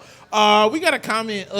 Brandon Anderson, doing it now. First time listening and seeing your podcast randomly pop up on Facebook. But already just listening sounds awesome. Doing it now. Can't wait to keep listening. Thank you, brother. Sir, appreciate it, man. Subscribe to us, and subscribe. if you got iTunes, subscribe on iTunes, my man. Thank you for that, and spread the word for us, brother. Yes. The Cleveland Cavaliers right now are beating the Chicago Bulls, which is a bad sign. Yeah. Which is a bad sign. They're a college team, basically, is what Cleveland is. Speaking of college teams, dude, I know I talked about it. LaVine is on fire right now. I think it's this 20-something point in 1.5 quarters. Go ahead, sorry. Is that Saturansky? That's Sato on the assist, All right, yeah. cool. All right, nice. All right, I definitely need that point right there. Yep. What was I going to say? Sorry, I got you off track with my Bulls talk here. I know what I was going to say. I was talking about a little bit on my friend Ricky is his sports show, and about college basketball. Oh, yeah, that's right. Mm-hmm. I know I kind of like been easing my way into paying attention because dude, let me tell you something. It's hard, dude. A lot of people clown the college football season because they're like, well, one loss and you could be out of the whatchamacallit? The playoffs. The playoffs. The college basketball season doesn't mean jack until February. Mm-hmm. They're sad over. I almost feel like these months of basketball that we've been watching on and off since late November, early December, are all like useless games. It's cool that you'll have Michigan State at the time that was the number 3 team in the country take on Kentucky. Yeah, that's cool. But what guarantee do you have for me that these guys are going to be out here playing again for the national championship? I feel like the season means absolutely nothing. Yeah. With that being said, there are some teams out here that I feel can make some serious noise. Yeah. And the one that I just saw, and I think that Leonard Hamilton does a really good job with, is Florida State. Yeah. Florida State has always been a really good athletic team. They've always been a real good defensive team. Their offense shows up when it wants to, and it shows up more when it should. Especially in the tournament, too. Oh, God, yeah, especially in the tournament. If you're telling me that Florida State team should have beaten Michigan, you can't tell me nothing a couple years ago. Yeah. There's no way you couldn't tell me nothing. But because their offense just wasn't that great, they lost. Yeah. But now it seems like they're putting it together, and we'll see because the ACC is wide open because Duke's not that good. Yeah. North Carolina is so damn bad that Roy Williams went out and said this is the least talented team not played with. And people was like, well, why doesn't Roy Williams just coach better? Maybe how about Roy Williams telling the truth and it might be the least talented team he played with. Yeah, and also my point is recruit better. Like, listen, dude, they got Cole Anthony, who was I believe the number 1 prospect coming out of high school last year. Yes. So Greg Anthony's son. Exactly. Now, if you're North Carolina, first of all, you have to be on top of your shit recruiting. Yes. Like, especially when you're with Duke and you got Coach K out there basically at Nike summits, sweeping up the whole Nike summit, and basically taking the top 5, best players in the country in high school that year. You got to be on top of your shit. And you know what? If you're Roy Williams, okay, dude. If I'll take your word for it that this is the least talented team, but that's an indictment on you. That means you're not doing a good enough job recruiting. And that's why I think college basketball right now, dude, it's I'm not saying that we need to see changes as Zach LaVine knocks down another 3. Dude, that's got to be at least 25 points for Zach right now. Let's see what he's at. But the biggest Minnesota rue the day they ever traded Zach. Dude, and he faced Minnesota the other day, and he loved facing them. And man, that Minnesota game, all it did was just prove to me that Cat is leaving ASAP. Oh. As soon as he gets the chance, he's leaving there. And B, Andrew Wiggins he's a secondary player at best. He is not. Are we throwing the old word on Andrew? Yeah, I can't even say that because let's be honest, Nick. Who was out there saying that Andrew Wiggins was a number 1 earlier this season? That's a good point. You know what I'm saying? That's a good point. You and I both said it. We said, dude, this guy's got to prove something. And he had like that 10-game stretch early in the season where people were really impressed with him. But now, like, dude, this guy doesn't want to be a number 1. Right. He doesn't want to be a number 1, and you can tell Cat is looking around at everyone like, are you guys going to do anything? Am I going to have to do everything here? He had like 25 of their first 32 points or something, and he was the only reason why they were in that game, and the Bulls ended up winning. They had no business winning that game. And on top of that, let me say this too. Yep. How does Jimmy Butler look right now? Oh, my God. And he loves Miami, by the way. And he should. Let me say, so good. Udonis Haslem, he had the perfect description for what Jimmy Butler is. Because remember what happened when Jimmy Butler was in Minnesota and everybody's saying this guy's a cancer. That's it. He's a cancer. And Udonis Haslem said the perfect thing because you talked about how good Miami is right now. They look like they're probably the best team in the East. And also Jimmy fits so well with what they do. Right. And they asked Udonis Haslem, well, what's the big difference? Because everybody hated Jimmy before he got to Miami. What's the big difference? And Udonis Haslem said, if you put a dog in a cage with 2 cats, he's gonna bark. Right. But if you put him in with dogs, he's going to fit in just fine, right? Right. And I think they put him in with dogs finally. In Miami, they're a scrappy team and well coached by Spoelstra as well. My God, Felicio looks like fucking Elijah Wan out there. As Zach LaVine just again, he might be going for 50. As in Cristiano Felicio? Cristiano Felicio. My man came in with the double-double on Cat's face against Minnesota because, again, that's how bad the injuries have gotten for the Bulls right now. No Cristiano offense. Felicio with the 2. Did No you see that? offense. That's the athletic block. I wish I would. Uno más Crown Royal, por favor. Thank Let me say this too, man. Okay. Let me go one-on-one against Cristiano Felicio. I will Shrek. I like to call him Shrek. I will cross Cristiano Felicio. That and Dude. Randy Couture. We got to get that one going. Yeah. Don't have Randy me forget about that Randy Couture. We got to get the Randy once Couture. we get into the UFC. And then one-on-one with Cristiano Felicio. Let me tell you what. I said this. I know what it was. I said this on my Facebook, and I will take this with me to the grave. The two, and now that you mentioned Felicio's name, the 3 most garbage players in the NBA right now, it makes me mad that I didn't continue. Don't bring pursue. Marquise Chris in there. Marquise Chris, Okay. Matthew Dellavedova, And he's playing right here. Cristiano Felicio Yep. are 3 of the most garbage players in the NBA playing. Dude, Marquise Chris can kiss the fattest part of my ass. He is so bad. I remember when he was in Phoenix, and all he did was try to punk Kristaps Porzingis. That's I was right. like, Yeah. dude, if KP had any balls and he punched you in the face, you would be sipping your meals through a straw for 4 months. Get your sorry excuse for a 6'10" frame ass out of here. You suck. I'll say that to your stupid ass face. And Phoenix chose him in like the 8th pick or something. Yeah. And then he goes to like Golden State, and you would think with all the injuries and everything that's going on in Golden State, you can't even average 14 points. God, you suck, dude. Marquise Chris is full ass garbage. And there's a garbage. lot of, that's just another example of what we talked about earlier in the year, which was like, do we need all of these teams in the NBA? Because what it's creating is spots for guys like Marquise Chris and Cristiano Felicio and Matthew Dellavedova, and this league seems to be obsessed with leaving guys who have been there for 2 or 3 years in their position because they're too scared to take a chance on an 18-year-old coming out of college. Right. And that to me, or a 17-year-old coming out of high school, right? And let me just say this: if I'm an NBA agent right now, until the one and done rule is completely out of effect, I'm going to tell my client what is going to make him the best basketball player. Meaning, I'm not going to tell my guy to come out one and done just because I think he's going to make a top 10 pick eventually. I'm going to tell him, hey, man, if you stick around for at least a year, it will give you an opportunity to, at the very least, do not be scared to come on the camera. Come on over here. That's right. Thank you very much. Thank you very much. Appreciate it.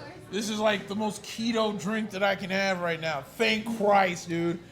Because if I had to sit here and drink Tito's and water, I might as well just kick my own ass at this point. Sweet mamacita, dude. Hey, I'm meaning to interrupt. Oh, I just had a great thought in my head. I was going to make fun of somebody. You got that crown ticket at it. Yeah, I know, dude. Yeah, I know. And by the way, like, our server's pretty beautiful too, so I just got like absolutely sidetracked.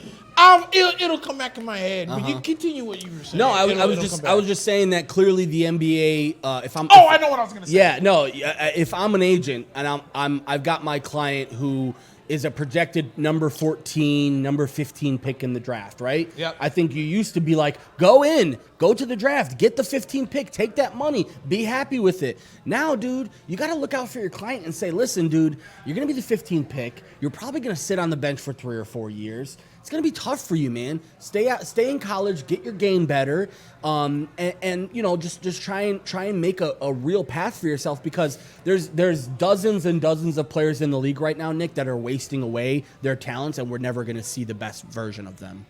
Did you see who was in the news this past week? Who was that? My boy, LeVar Ball. LeVar. He's back in the news. LeVar Ball. Uh-huh. Because, I guess LaMelo's coming out this year. Yeah, and he's done in the Australian League, by the way. He's nursing done. an injury, and he's going to basically start preparing for the draft right now. As he should. Yeah, which is and he's right, probably a top 3 pick easily. I would say number one might be depending on who's number one. It depends. Like they think that kid that was in Memphis, James Wiseman, could be coming out. He could be number one.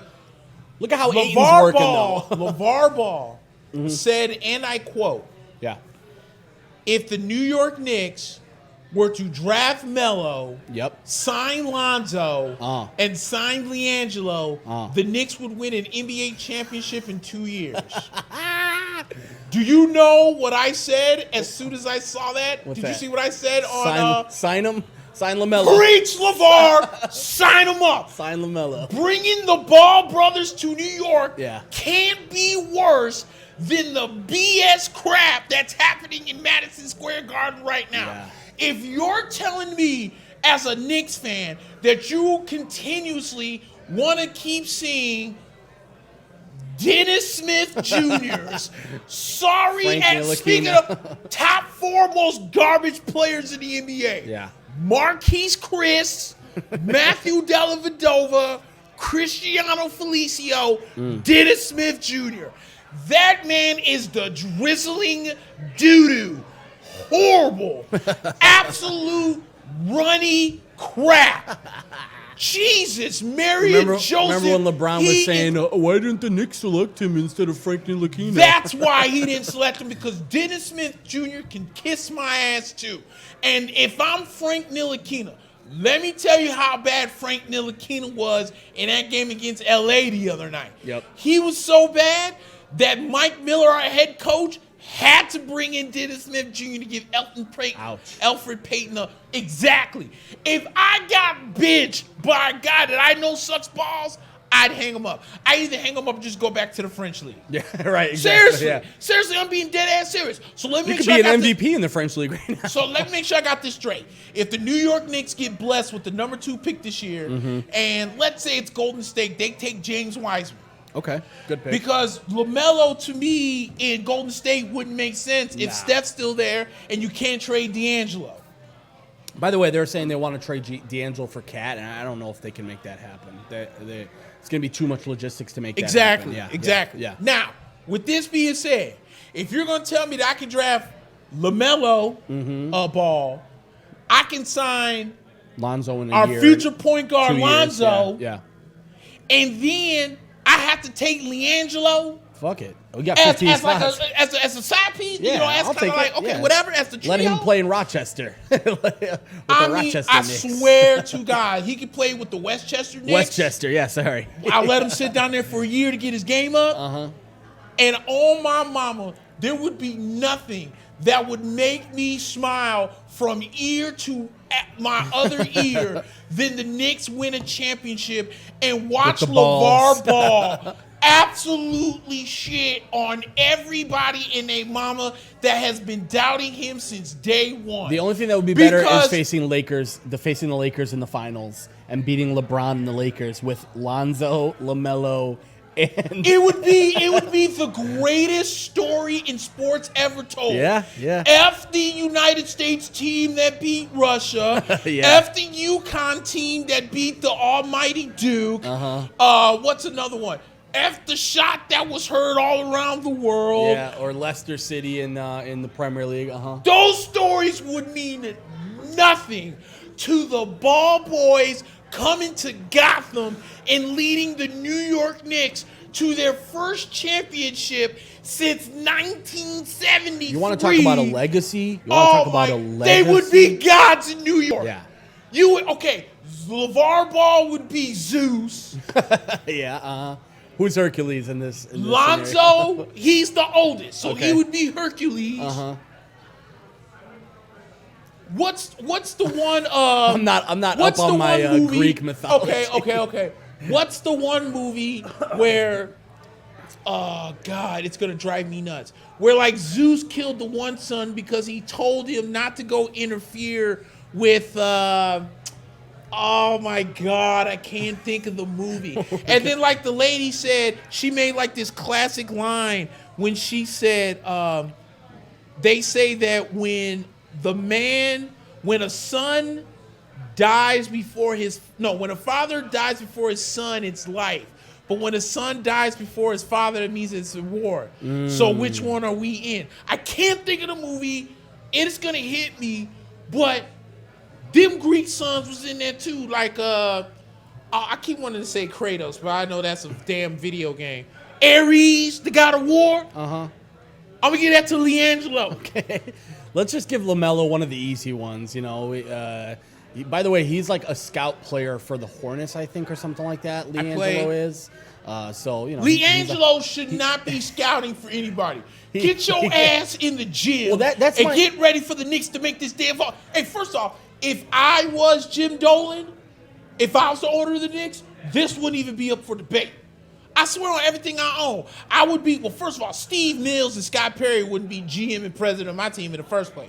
Yeah. I'd be damn near Jerry Jones at this point. Let's be honest, Nick, after they flubbed, I know you can't control not getting the number one pick, right? That's fine. But the offseason that they had was so underwhelming. You talking about the Knicks? The Knicks. Yeah. I'm not talking about, okay, they didn't get Durant or they didn't get Kyrie. What I'm saying is, like, you brought in this core pieces on mostly 1 year deals, which is good, no problem. 1 year deals don't hurt you, as we see it's 27 in the first half for Zach LaVine tonight.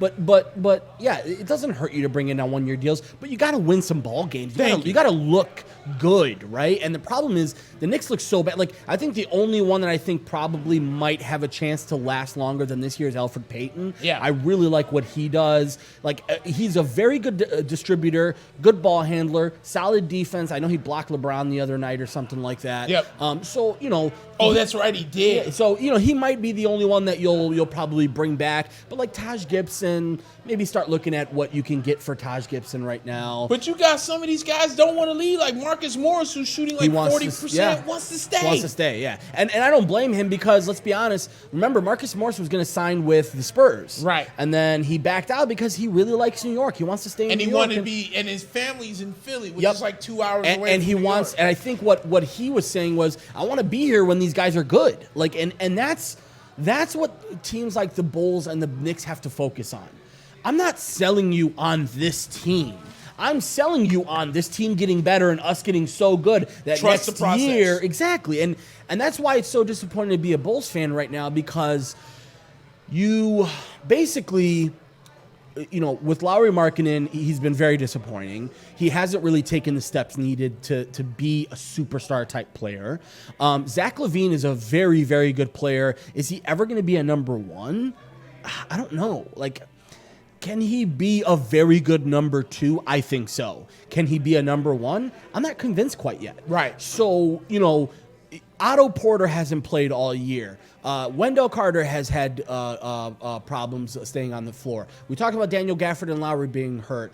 And the Bulls really have nothing good to show for the season. Otto Porter Jr. hurt Otto too? Porter, he's hurt as well, hasn't played much this season at all, and we really don't have much to show for the money that we spent over the last couple of years. So when you have that happen, you got to start to think, okay, we've got to clean house. Like, I think Garpax are gone at this point. I think they're waiting to fire Boylan. I think they're a little bit nervous to fire him during the season because, let's be honest, if you fire him during the season, you're just basically you're throwing the white flag in halfway through the season, and I don't see a benefit of letting him go right now.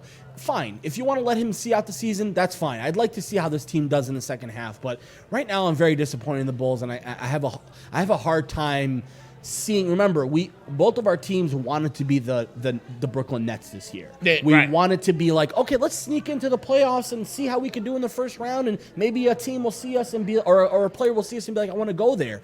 I don't think either of one of our teams are going to be the Brooklyn Nets this year. I think we're probably going to be vying for a draft pick, and I think depending on who it is, I would love for the Bulls to try and go for a number one draft pick, but they're playing some pretty competitive basketball, which again, that just shows what Jim Boylan does. He coaches a college style, of team, and that usually means you're going to have high effort. That doesn't necessarily mean your team is good. Exactly. You know what I'm saying? Just because you have high effort doesn't mean you're good. So I have a hard time sticking up for Jim Boylan, but I do believe he should keep his job for the rest of the season.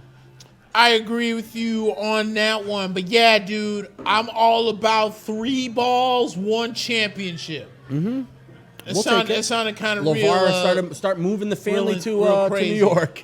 I swear, dude, I'm all for it. First of all, let's not think about it like this.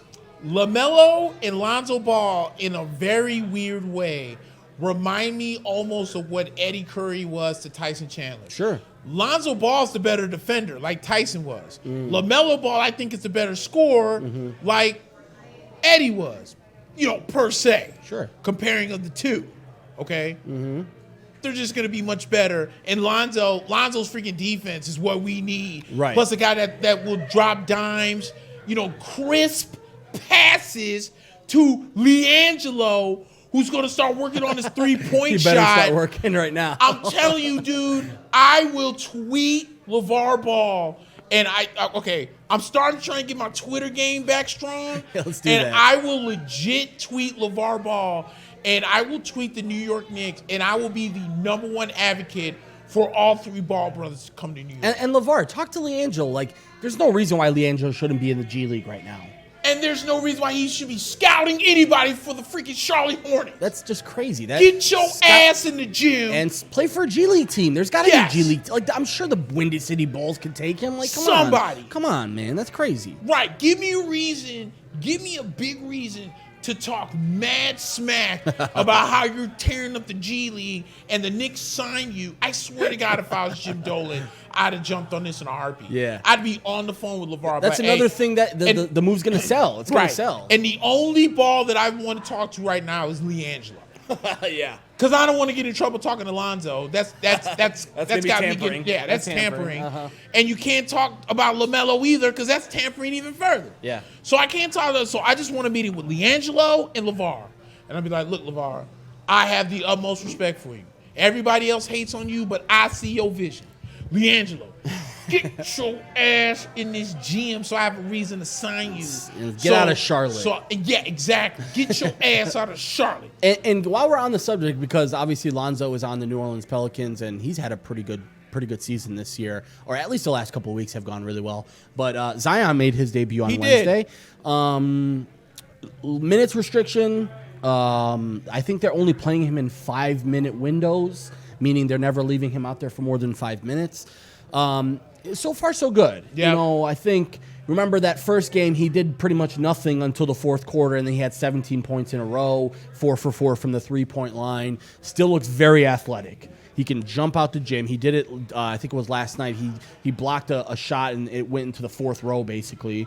I'm impressed with him, but, a lot of people have been jumping on him about his weight and Mark Jackson was very big on that on the broadcast on Wednesday night. It was when they took on the Spurs. And let's be honest, Nick, there's a lot of smart basketball people. Jalen Rose, Mark Jackson, a couple of other guys who have said, I love Zion, I'm not hating, but I don't think he can play at this weight.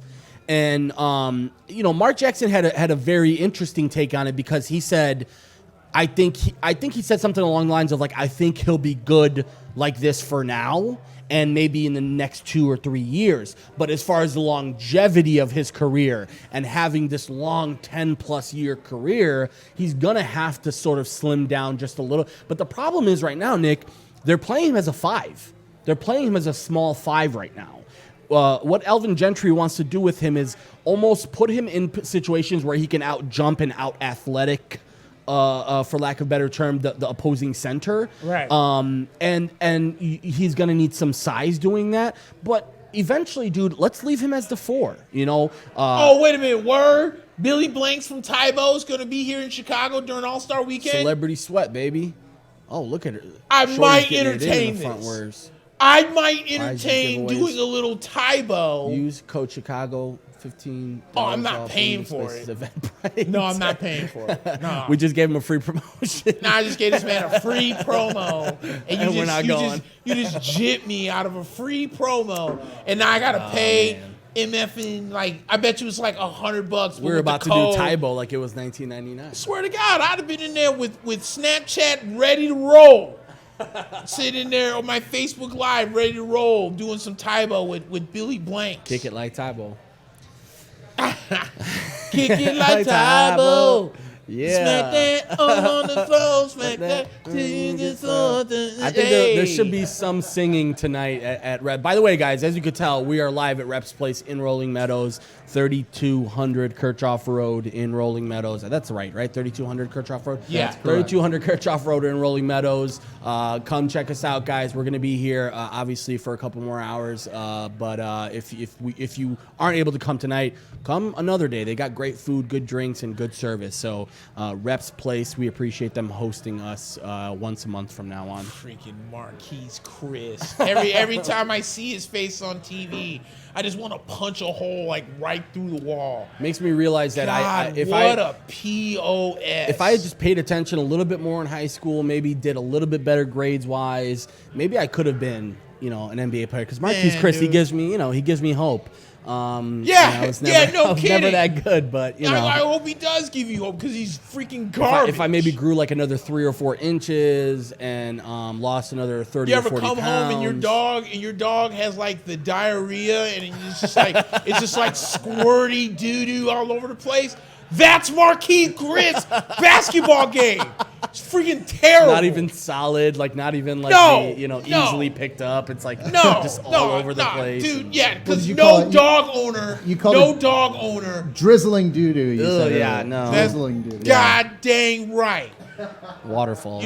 Yeah, exactly. You know how it is when you ate that bad sushi and your stomach is just on the rumble. Yeah. On the rumble. Oh, man. Yeah, you know what's up. Get out of here, dude. Marquise Chris. Total ass. He's horrible. We're watching the Bulls and Cleveland game. We're also watching UFC, and then I do have I have a track on the TV outside that has some NHL action. Oh, yeah, that's right, because Steve has been telling us, he said, I guess, the Atlantic beat the Metro. Well, at that point, I don't care, because I think the Rangers are in the Metro. I get these two mixed up. I still don't understand how the division. Yeah, dude, you got the Atlantic. I'm thinking, okay, we're close to the Atlantic, but no, we're more the Metro. Right. How does this flipping work? Okay, whatever.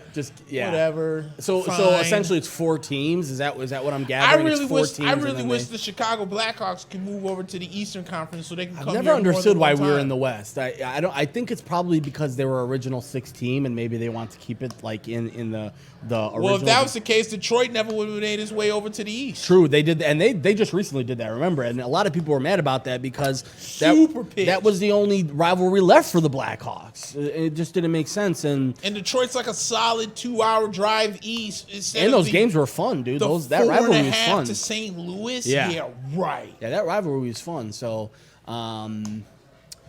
Nick, I do want to talk just a wee bit about the UFC card last week. Yes, sir. Because there was a lot of hype.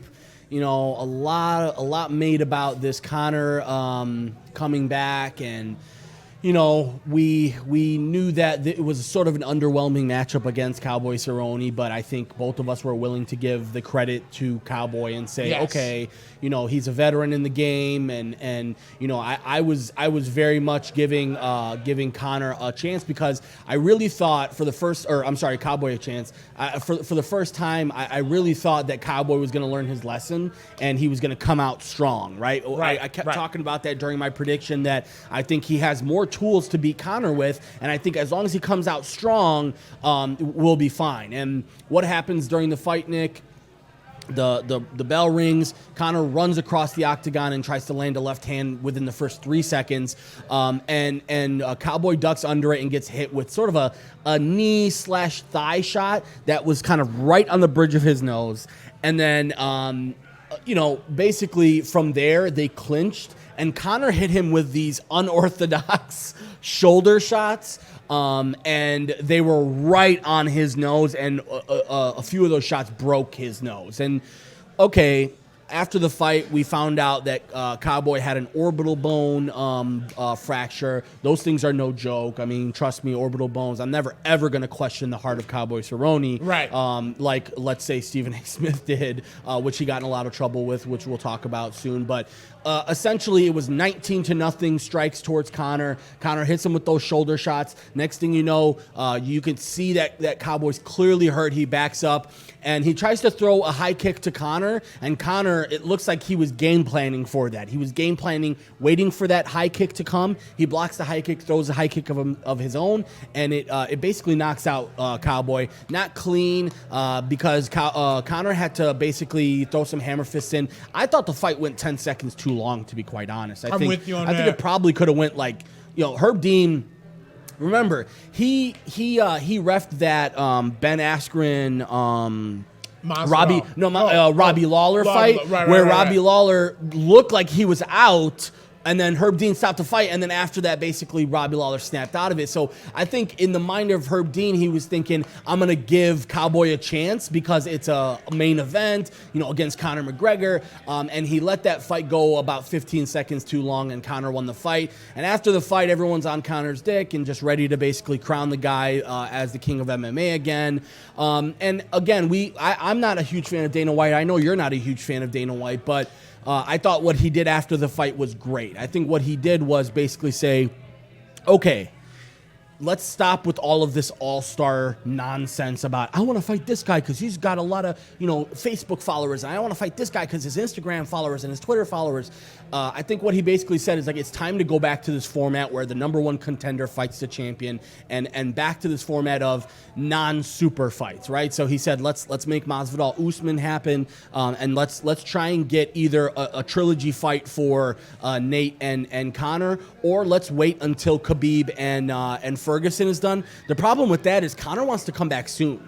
Conor wants to fight 4 times this year. In order for him to fight 4 times this year, he's going to have to fight at least before April. And then, again, Ramadan is in April-ish, I believe, Ramadan. So if Cowboy is fighting in April, Khabib is fighting in April, and he wins against Tony, he's going to be off for at least 3 months because of Ramadan and whatnot. So I would guess that Conor probably has to take a fight. Apparently Masvidal's not happening, so it would make sense for Nate Diaz to happen. I don't know what's going to happen now, but all I know is it was a very underwhelming fight last week. And one thing I will agree with... especially with all the hype that was... Yeah, so much hype. And again, I mentioned Stephen A. Smith. He basically said that, Cowboy quit and this and this and that. Listen, Stephen A. Smith is not an MMA commentator. No. He shouldn't be on there. ESPN is basically saying, you know what, he's our biggest personality, and UFC is our new sort of baby. That's ESPN's new baby now, is the UFC. So, they're trying to get him, but he should not be on the UFC coverage because he makes himself look like an ass. And unfortunately, I don't like to criticize him too much because I think he's run of the mill. I think he's what everyone is as far as sports media is concerned. He carved out this personality for himself, and he runs with it on a daily basis. But, one thing that I do agree with him on was that, the whole Cowboy thing, I don't think Cowboy quit, but what I do agree with him on is that, the whole hype around, like, oh, we know so much more about Conor now. I don't necessarily agree. I don't think we learned too much about Conor. I don't think we learned too much about Cowboy. I think this was like one of those where it's like, dude, anytime it's 19-0 and the other guy doesn't even get one hit on you, how do I learn anything from that? Right. It just doesn't really make sense. So I would like to see Conor come back soon. I would like to see, maybe that Nate fight might be the best fight for him at this point because he wants to stay at his team wants him to stay at 170. He doesn't want to stay at 170. Right. I think he should. And I think what Dana White is saying is, hey, stop fucking with the 145 and 155 division. Just stay at 170 and keep it 100 over there. So we'll see, but a little bit disappointing of a fight last week. So now the question becomes, what's next? Because I feel like there's so many stories surrounding of like who wants to do what with who. You know what I'm saying? Right. Like, so Conor kind of called out Usman, and Usman was yawning in the in the crowd. In the Yeah. crowd, Mhm. thank you. Yeah. Saying like you're not even on my level quite yet. But then there's talks that maybe Masvidal will fight Usman for the title. But then there's rumors that Masvidal actually was considering boxing Canelo, Yeah. which I would pay. Again, I love think to I see said that. it last week. Yeah. I will legit pay to see that because I think that would be an interesting fight. I mean, I think Canelo would beat Masvidal. I think Masvidal would definitely hold his own against Canelo. I think he would hold his own better than Conor did against Mayweather for sure. Easily. And it wouldn't just be like, oh, I won a couple rounds. Because remember, Conor's like super happy that he won the first 3 rounds against Mayweather. As if Mayweather didn't just take those rounds off. You know what I'm saying? Like he usually does. Which he does, yeah. And it was crazy to think about because that Canelo fight for Masvidal makes a lot of fight for both fighters. Because Yes. Canelo right now is in a little bit of a limbo himself. He's sort of beaten up on everyone around him. And the only thing left is to make that Triple G fight happen again, which I'm not sure what the status of that is as of right now. So, but yeah, you're right. There's a lot of dance partners to be had. But I think what happened was Masvidal and his team went to that fight, and what they were hoping for was a Nate Diaz-like call-out.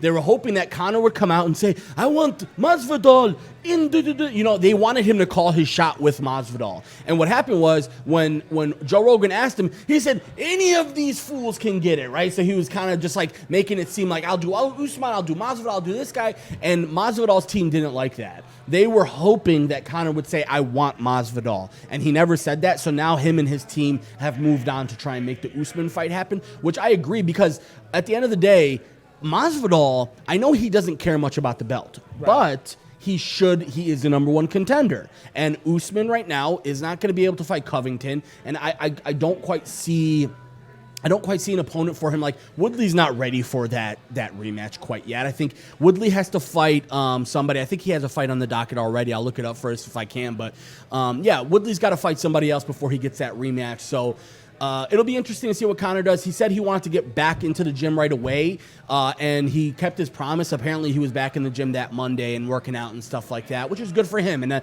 listen, dude, I don't want to come off like I'm hating on Conor. But at the end of the day, dude, he has to prove it to us. Right. I'm done giving it to him.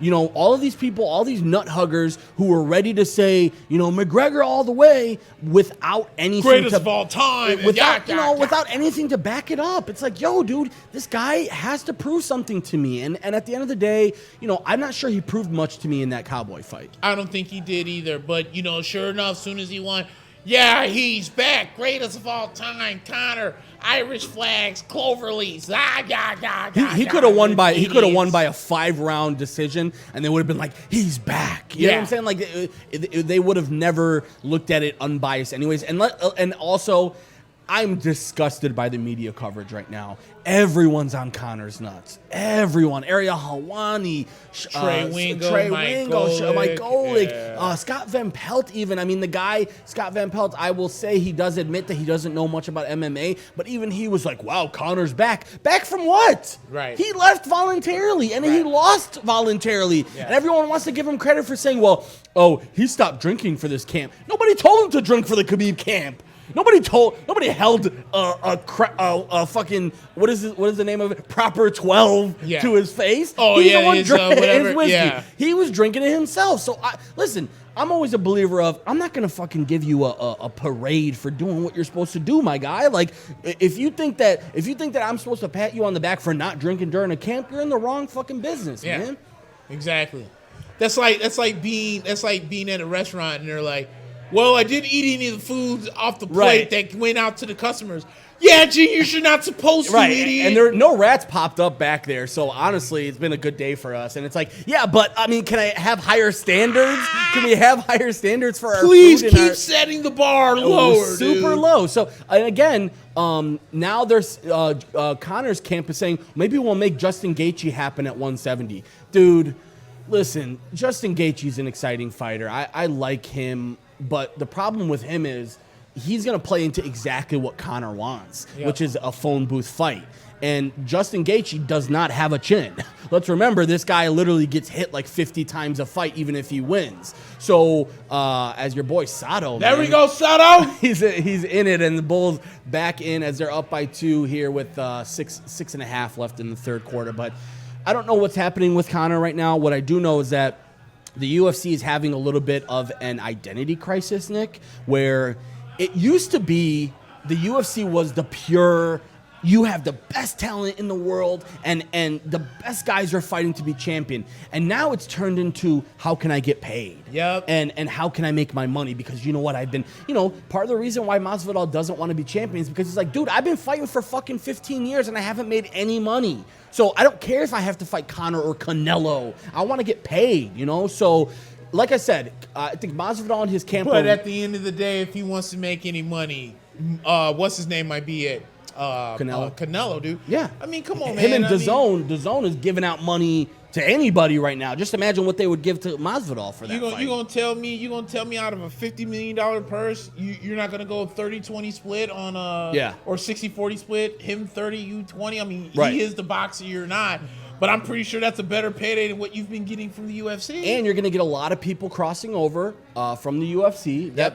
That was the big appeal about the McGregor fight, right? McGregor, Mayweather was that, okay, at the very least, you're going to be able to get the UFC crossover. So, by the way, remember how I told you Conor said he was going to make 80 mil off this fight last week? And pretty much everybody said that was bullshit.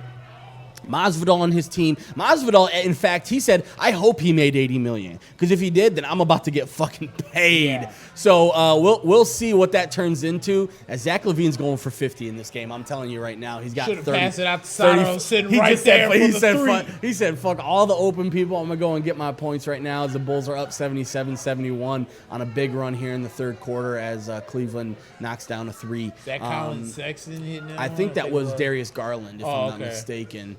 Who I had. No, you're right. That was Sexton. I'm sorry.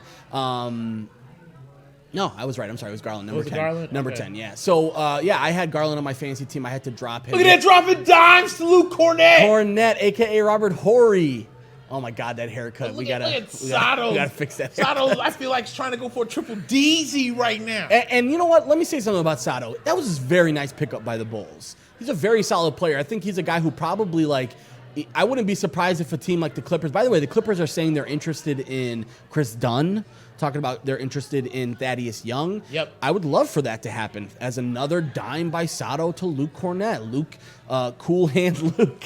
I think that was Zach on that one. Was that Zach? Oh, that was Zach. Yeah. Okay, cool. Well, that's the problem with the Bulls, right? They're going to beat up on bad teams like this. This is a very winnable game for them. The only reason why they would lose this game is because they're on the road right now. But you can talk about that team effort though by what's his name? And by the way, Kevin Love can't get out of Cleveland soon enough, man. Poor guy, dude. The problem was, remember, his big safety net was going to the Lakers. Now that's gone, where does he go? Let's be honest. Can you envision? Oh, look at Luke getting dunked! Wow. As the Bulls go off to a big lead how many here. Points I got. Yeah, please. As the Bulls get off to a big lead, and Sato with another dime, and Luke Cornett. Sato dropping 21 on him right now. That's what I'm talking about. Need that. And look up Luke Cornett. I might have to check out Luke Cornett's numbers after this game. Maybe I'll pick him up as a waiver wire guy. But again, guys, we're live at Reps, 3200 Kirchhoff Road in Rolling Meadows. Come check us out. We're watching the Bulls game, NHL All Star weekend. We're watching the UFC card. I'm going to be switching over to Bellator soon. Steve. Freaking Willie Cauley-Stein got traded to Dallas. He didn't even play tonight. For nothing, basically. For a second round pick. Yeah, but I didn't think that freaking Andre Drummond was going to play tonight, too. That's why I'm kind of getting whooped right now. Yeah, and by the way, Drummond's also thinking about maybe leaving Detroit because they're thinking about because, by the way, Blake Griffin's out for the season. Yep. Derrick Rose, apparently, they want to trade him ASAP. It sounds like the Lakers might be in there, but my thing with the Lakers is who or what are you going to give up right now? Because you don't have any roster spots left, so you're going to have to give up something. You're not going to give up Rondo, right? Or I mean, Kyle Kuzma's name keeps coming up. Oh, okay. Well, shit, dude. If you better be getting back Drummond if you're going to fucking give up Kuzma or something, because Kuzma for Rose straight up is highway robbery. If I'm Detroit, I take that in a second because, by the way, Kuzma's a Detroit guy. He's a Detroit kid, so that makes a lot of sense for them. But oh my God, yeah. So by the way, Dominic Reyes and John Jones is next week So that would be a nice little preview of what John Jones can do, because let's be honest, Nick, John Jones is running out of opponents right now. He might be time for heavyweight action, might be time for him to start to look at some more interesting options, because Dominic Reyes is probably the best guy left for him, and I'm going to be honest with you, I don't see how Dominic Reyes has a chance in this fight. You know what? Never say never, because I remember once upon a time when people swore up and down that what's the one that Quentin Jackson beat? Chuck Liddell. Oh, Chuck Liddell, when yeah. he was running through the light heavyweight division, and out of nowhere, Quentin Rampage Jackson, the one guy he hadn't beat yet, knocked him dead across his face and knocked his ass out and won the light heavyweight championship. And Liddell was never the same after that. He was fight. not. You could blow on his chin and he'd get knocked out. And he actually should have lost. His very next fight after that was with Keith Jardine, and Keith Jardine, I thought fought Liddell, but they gave the fight to Liddell. And you're right, he was never the same. Yeah, it wasn't. And then recently, he had a fight with Tito Ortiz. I guess that was like version 3. Literally, it was Who a gives jab. shit? It was literally a jab. Freaking Chuck Liddell's like 50. Tito's like 45, but Tito's still in great shape. Like Chuck Liddell's probably like a cheeseburger away from full retirement. That was like Albert Del Rio versus Tito Ortiz in the Mexican League. Like that, there was no reason for that to happen other than money. So that's part of the problem is now some of these guys, previous UFC guys, are coming back now because they didn't make enough money back in the day, and they could save that too. But let's be honest, Chuck Liddell in his whole career didn't make what Conor McGregor made in one fight. Right. Like that's a big problem, and especially when you got legends in the game. The NFL is experiencing this issue right now. You have retired players who didn't make shit. Right. Who were they're icons of the sport, but are left in the dust because the NFL just doesn't have a good enough policy for players who leave the league. So, right now, by the way, like you've seen Delonte West, these photos of Delonte West. And I saw the video of him. This is what happens when you don't save your money and you start spending it on unsavory things. It seems like Delonte West has, I don't know, but it seems like he has drug issues, and you could tell by that video that he, has issues. And the crazy part about it is Boston said, no, we've been taking care of him. Like, we've been getting him jobs. He's scouting for us in the East Coast. Previous organizations that he's worked with have tried to help him, and sometimes you can't help guys, man. I mean, True. A guy like that, dude. Remember, there was like rumors like 5 years ago that he was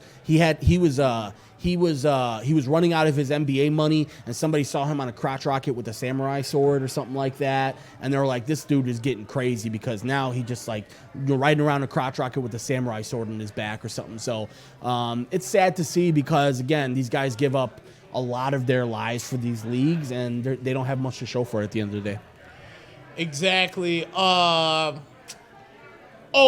know when you brought up Delonte West, Antonio Brown came to my mind. Oh man. Speaking of nutcases, and I'm trying not to diss, but he's facing a life sentence. Yeah, so they're saying, I mean, it was without bail. They also said it was without bail, and then they let him post bail. So they're trying to make an example of him is what it is. They're trying to make an example of him, and it's because he's so defiant, right? It's because he's saying, fuck everybody, I'll do this, I can do whatever I want. But yeah, you were saying a part of it is? Drop that, shoot that. That's a dime. There we go. All right, another assist for Sato. And Zach's going for 50 here, too. All right. We'll take 50 from Zach. So a part of the Antonio Brown, I guess a part of his bail, right, was that the judge ordered. Oh, look, Cornette with the block party. Robert Ory. Return to sender. let's go, Zach. There was. Oh, look at the dime to Sato. Does this look like the University of Michigan versus the Bulls right now, or not? Like I think Rick Beeline took off more than he could chew. He's like, this is not why what did I envisioned. ever leave Ann Arbor? Yeah, to come close to Cleveland Cavaliers. By the way, David Blatt's on the Knicks staff too. He's like the European. Oh, he is? Yeah, I think he's some scout European too. scout. I think he's like that a makes European sense scout. because he coached in Europe for so long, but it just didn't make sense for him to coach the Cleveland team that year. Yeah. Okay, so Antonio Brown, part of his bail was that the judge ordered him to go get mental therapy. And the first thing I said to that was, thank God. They should have done that first thing. First of all, that's what. Okay, let me give a life lesson to everybody. You know, I know I'm not trying to be the next Dr. Phil or anything, but Tell us. Let me get comfortable when I say this. There's two types of friends in the world. Yes, sir. There's yes men, and then there's like real friends that tell you how it is. Yes, sir. I will go out on a limb and the block party. Luke party, just inviting everyone to the block party. I'm telling you, I'm going to pick him up in fantasy tonight because he's getting a lot of. Oh, I thought that was Sada. That's the other one. Archie. Yeah, that's Archie. God dang it. Dog, 96-76. The Bulls were down by 7 at the beginning of this quarter. End of the quarter, they're up a 33-9 run the last 7 minutes. Good job, Bulls. Jimbo with the team effort. He's about to get an extension after this game. All right, so back to what I was saying. Yeah. Ooh.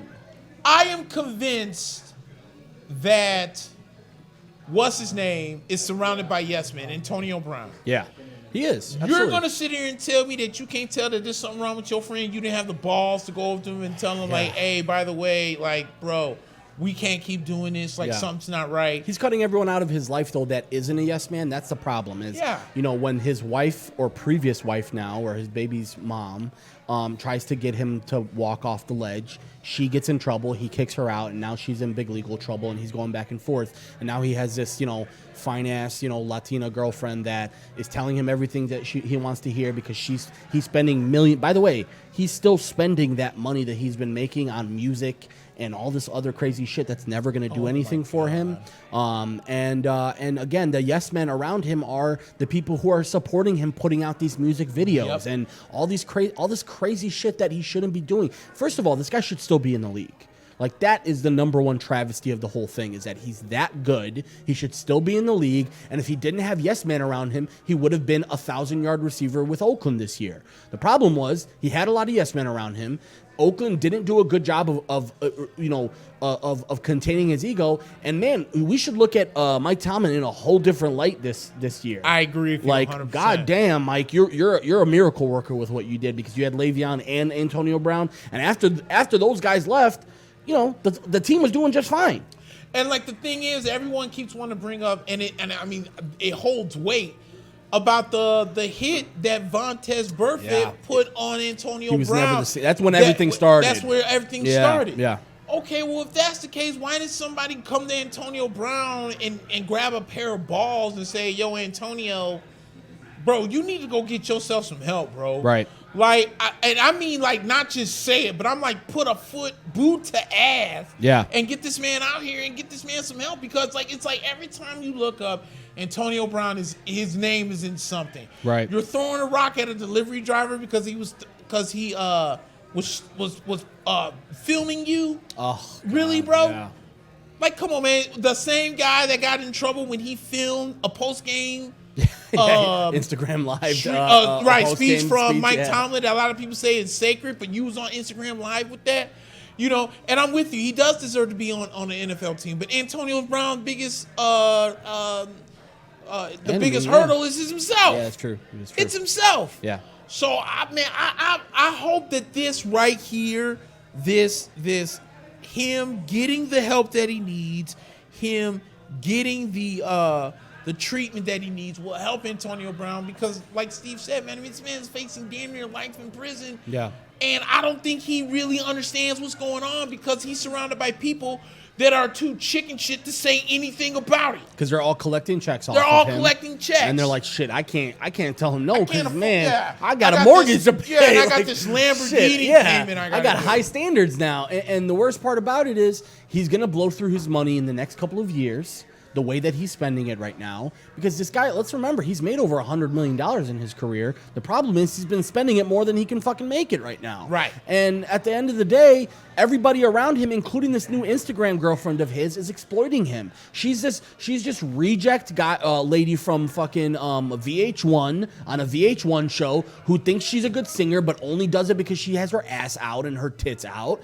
and otherwise doesn't have a really good career, and all he's doing is spending millions of of dollars, getting her professional studio time and all this. And he came out with the song, no white women and this and that. Like, dude, he's got to figure this shit out because it's bigger than just, he's crazy. At this point, it's like, dude, is this guy okay? Right. That's the real question right now. Exactly. That's what I'm trying to find out. So hopefully Antonio Brown will get the necessary help that he needs. And kudos to the judge for saying, hey man, you need to go check in with a psychiatrist because this is not the Antonio. Maybe I play fantasy football too, and it's not the Antonio Brown that was like a top 3 pick in fantasy, especially in PPR. And I'm not one to give Drew Rosenhaus credit, but credit to Drew Rosenhaus too. Another one, yes. Who basically said, I can't do this anymore. Unfortunately, I've done all I can. Exactly. I'm dude. There's nothing I can do because it makes me look bad. It does. And at this point, Drew Rosenhaus has to look out for himself. Like, this guy is a superstar agent, and he represents a lot of NFL players, and probably a lot of his clients were looking at him like, yo, dude, how are you still dealing with this clown? So he's no longer going to be representing AB. AB is trying to make this push that he's getting discriminated against and that the whole Patriots thing was a sham and that the Patriots brought him in and chewed him up and spit him out. And in reality, it was very mutual. Like, dude, the Patriots really had no need for him at the time. Remember, they still had Josh Gordon at the time. And, they had traded for Mohamed Sanu later on in the season and crazy stuff like that. And, at the end of the day, dude, I just want what I truly, genuinely want is that Antonio Brown is safe. He isn't going to hurt himself or others. And let's be honest, man, head injuries are no fucking joke. Right. That's what really bothered me the most about Stephen A's comments about Cowboy and Conor. Dude, I am a armchair quarterback when it comes to UFC. Right. I would never dare question the grit and the toughness of a guy who goes in there and gets punched in the face for a living. And one thing I will never, ever fuck around with is head trauma. Right. Because head trauma is a serious fucking thing. And I hope everyone at home who watches football and enjoys football understands that hundreds of people per year are getting brain damage for our entertainment, right? And possibly affecting themselves later on in their lives. Luke Kuechly, 28 years old, one of the best linebackers in the league, retired this year. Literally a guy who had to wear a fucking brace around his neck that was a state-of-the-art thing that would literally make the fluid around his brain harden just so that he wouldn't fall asleep during routine plays. That was his issue. He came out and said it. It wasn't that I was like making these bone-crushing hits and I was getting a concussion. He was saying I was going through a normal play. I was just hitting helmets with somebody in front of me and I was getting knocked out. And this is crazy, dude. We can't, we have to start prioritizing the health of our players and more power to Luke Kuechly because, could he have came back and played a couple years? Probably. But he probably would have fucked up his life, and I don't want that for him or anyone in the NFL or anyone in combat sports either, dude. Agreed 100%, dude. And, speaking of retirements, Eli Manning retired. Yep. The golden, What I like about Eli is what he said in his press conference, which is that he took pride in being with the Giants his whole career. He could have probably came back and maybe, threw a flyer out there and maybe went and, tried out for a team here or there or gotten a camp invite or maybe he decided he wanted to be a Giant for life. He understood, if you're a Giants fan, you got to be really happy he did this. He saved you on a lot of cap relief, but not only that, he stepped aside and said, I realize Daniel Jones is good. He is the future. And you know what? It's time. And good for him. And I envision maybe we'll see him take a Peyton-type thought process, maybe take this year off. And then next year we might see him on CBS, might see him on one of these things because... Could see him with them on them commercials. In commercials or, again, if I'm New York, dude, if I'm like Yes Network or whoever the hell, bring this guy in. He's a New York legend and let him be a part of the thing because at the end of the day, I know he's going to be fine, like money-wise, but,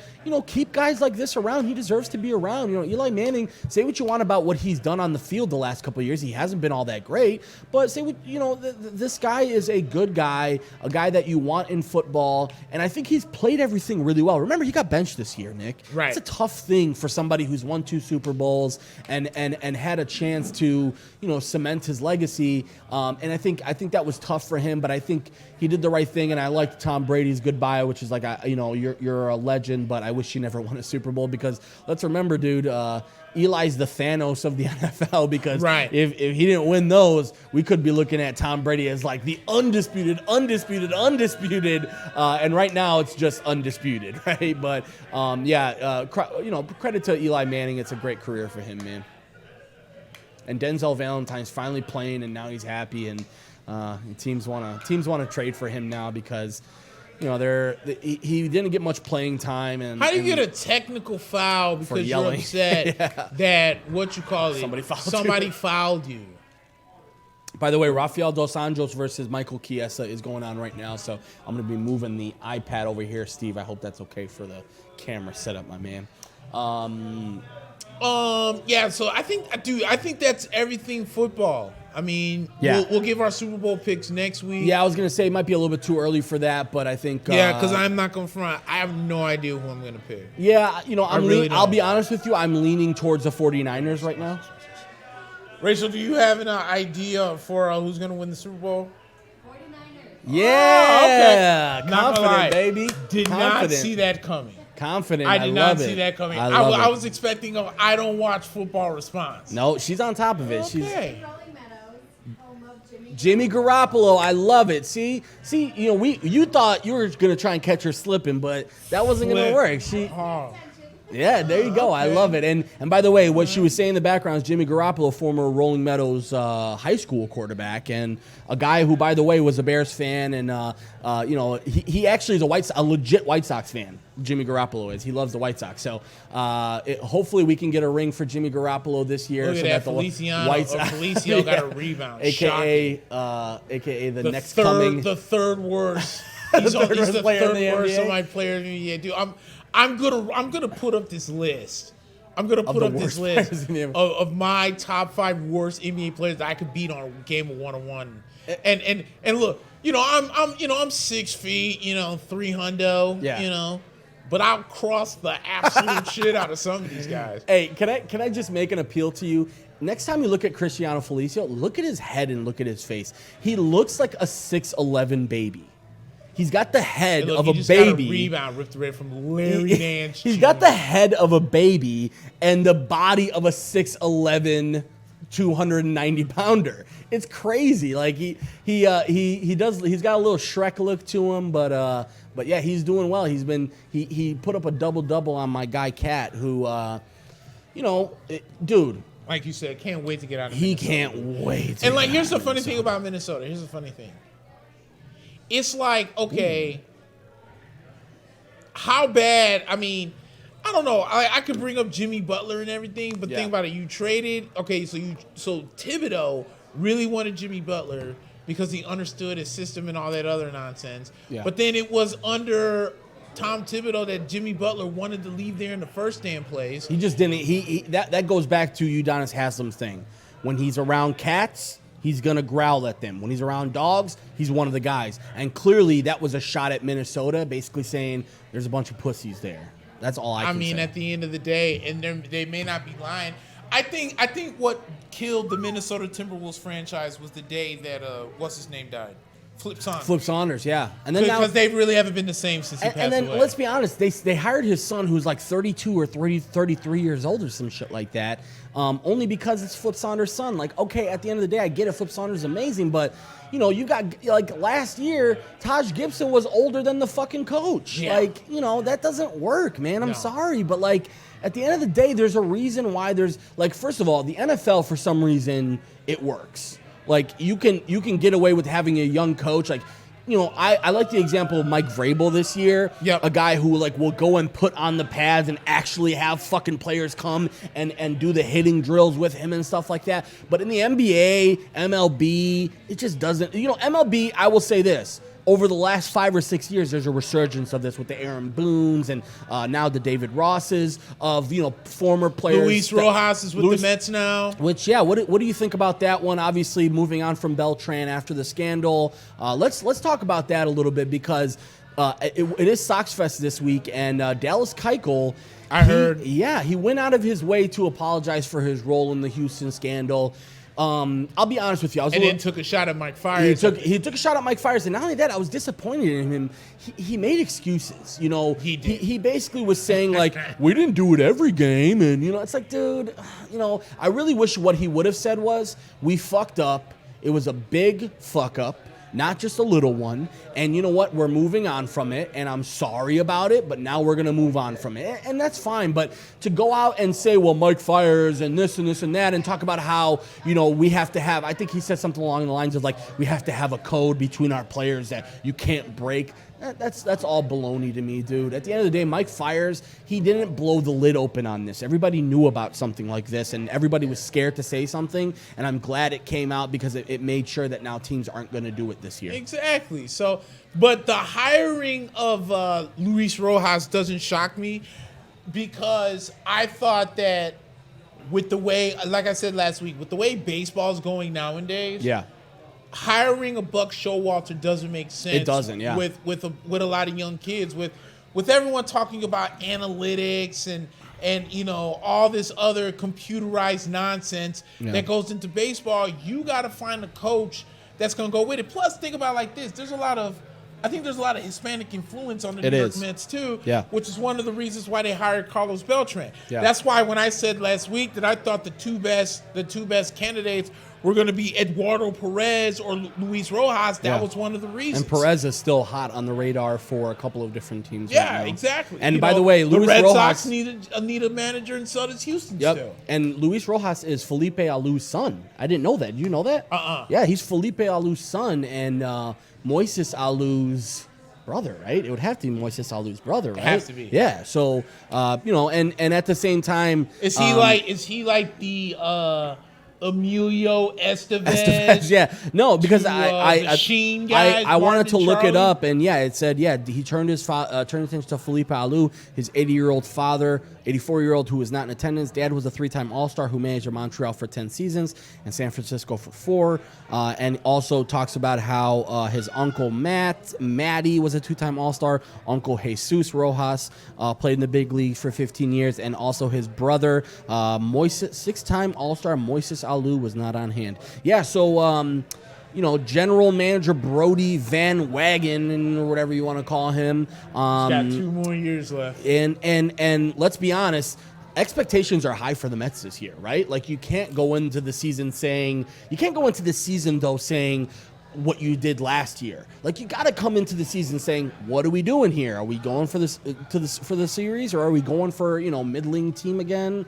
Let's not jump the perennial gun here. Okay? Yeah. I see what you're saying. The expectation should not. Gotta be playoffs at least, right? They might be high. Yeah. They shouldn't. Well, I guess they should be high, but I think Atlanta's too good. I think Philly getting Joe Girardi is monstrous, and they had a great offseason. And the Zach Nationals Wheeler, are the defending world champions. So. Yeah.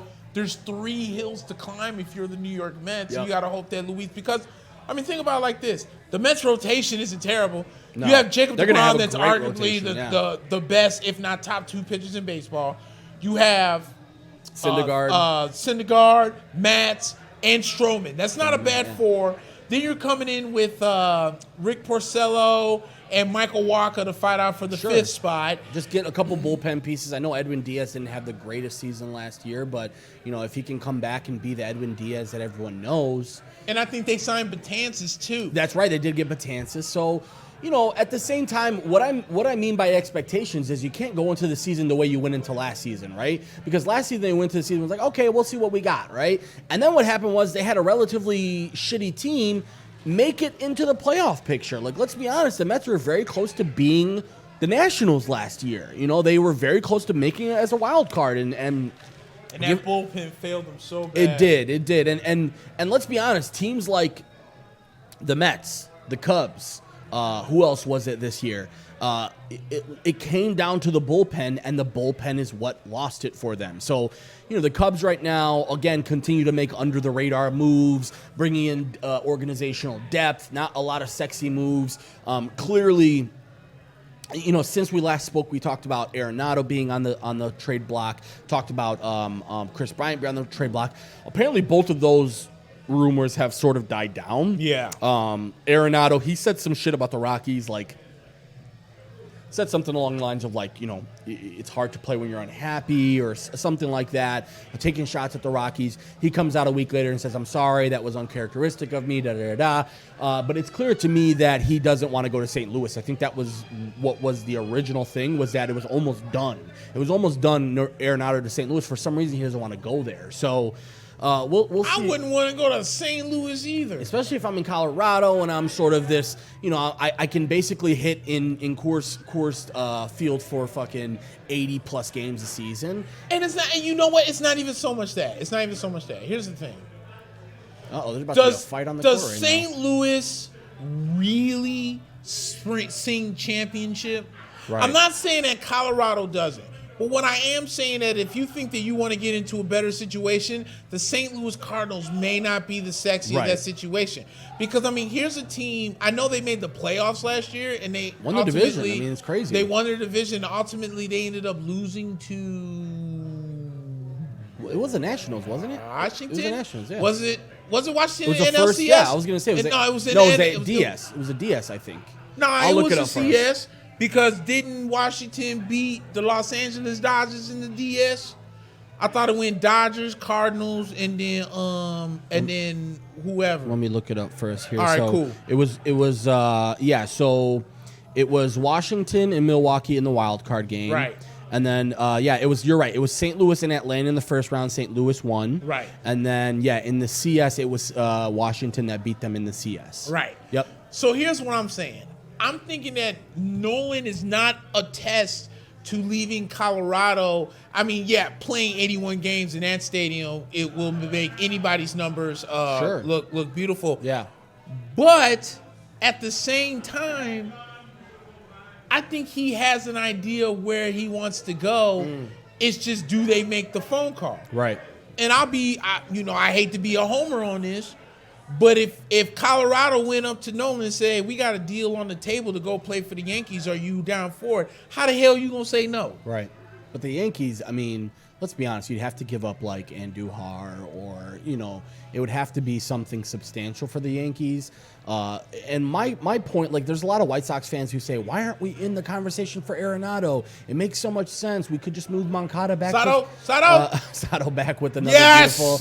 They're like, why don't we bring in Arenado? He's going to be great for us at third base. And my point is, does Nolan Arenado win you the World Series? I don't think so.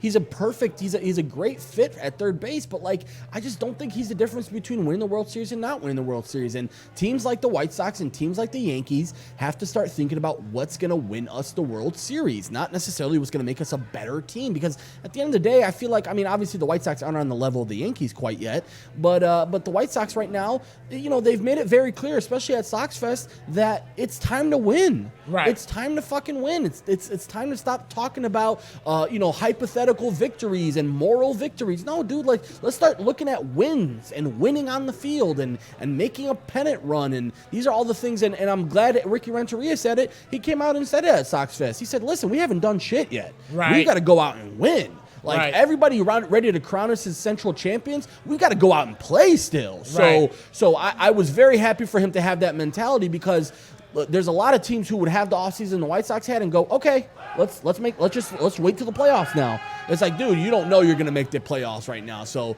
let's see how it is on the field first before we go ahead and crown these boys. Speaking of the devil, we had two guys that got into the Baseball Hall of Fame. Those two guys were Derek Jeter and Larry Walker. Oh, my God. Derek Jeter, poor man.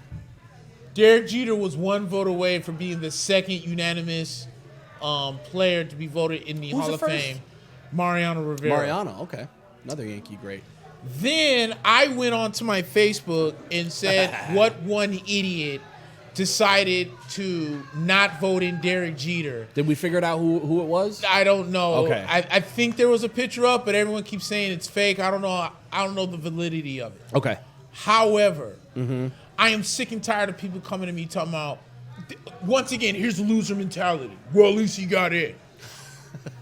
No, pimpin'. There's something special about That's something special about being a unanimous player. See, that's what I'm talking about. You get these morons that come out, and in particular, Met idiots and Rays idiots. They're both idiots. And Red Sox idiots, too, yeah. But Red Sox fans aren't the one that's complaining. True. There have been multiple Red Sox fans that say, look, as much as I hate Derek He Jeter, should've been unanimous. for as many as he's beaten us over the years, he should have been unanimous. Yeah. You get these New York Met fans that all of a sudden come out of the blue and want to be complete jackasses, like all of a sudden they know baseball. And then all of a sudden you get these Tampa Bay Ray fans that come out of the blue because what? Now all of a sudden your team decides to win 90 games, now you want to flex? You mean the same jackass franchise that's going to go share a team in a city where baseball didn't effing work before? Now all of a sudden now I'm the one that's crying, right? When you're a loser, you say loser things. And you want to know what a loser thing is? Well, at least he made it. No, I want as a Yankees fan,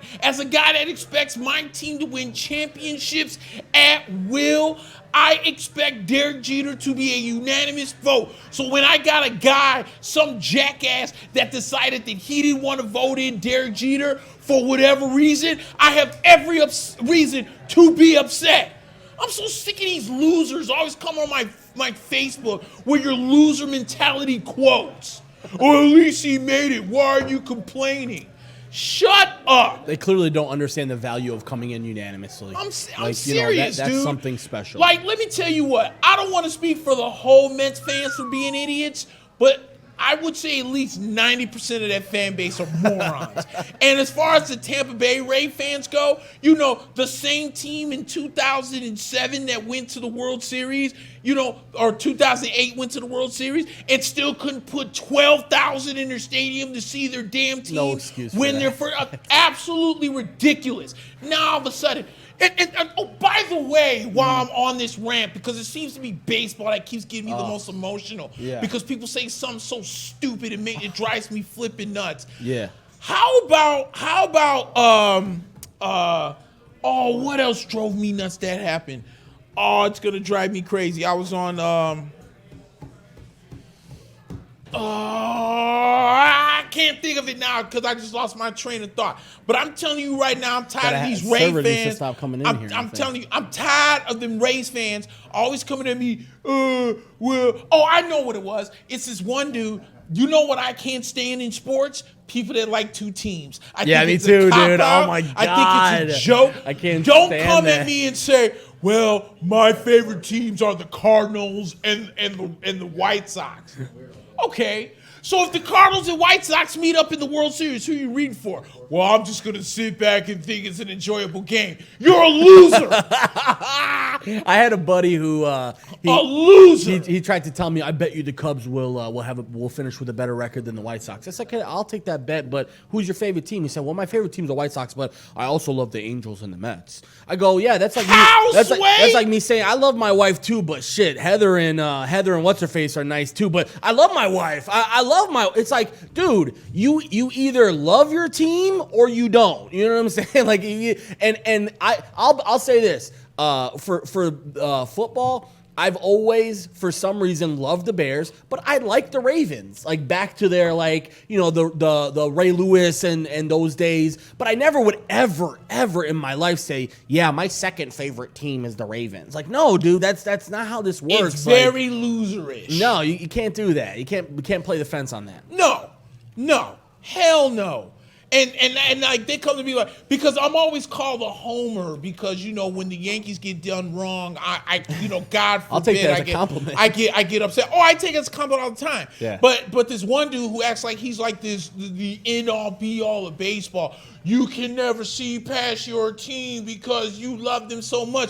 What exactly do you think I want to do when I come on this show and I flip out because my team got cheated because a bunch of jackass losers knew they couldn't beat the Yankees straight up, but now I'm a homer because I don't care about the Dodgers? It's a loser mentality. That's how losers speak. Don't you love what the Dodgers said this week too? They're like, well, why aren't you guys more mad and vocal about being mad? And the GM's like, what the fuck you want me to do? Get a participation trophy and tell you, put up a fake banner that, oh, the Astros cheated, so we You want to be UCF? Yeah, it's like, dude, and that's just so bothersome to me of people like trying to goad on the Dodgers to support taking on an illegitimate title. They didn't win the fucking title. Like, the Astros won that year. Fine, put an asterisk, do whatever you want with them, maybe vacate the title, but the Dodgers don't want a pity title. Like, at the end of the day, dude, that's what's so bad about that whole cheating scandal is it cheated teams who were probably better than the Astros. And that is the worst part about it, including the Dodgers, including the Yankees, including,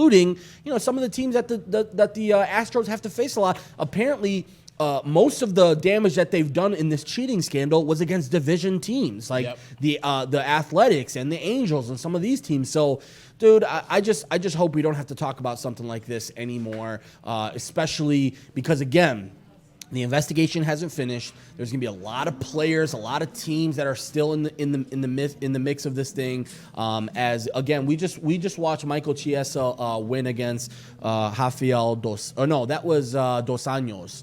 And now it's Curtis Blaydes versus the man, the myth, the legend, Junior Dos Santos. Another guy, Junior Dos Santos, who wants to get into the WWE. Speaking of WWE, Royal Rumble tomorrow. God dang right.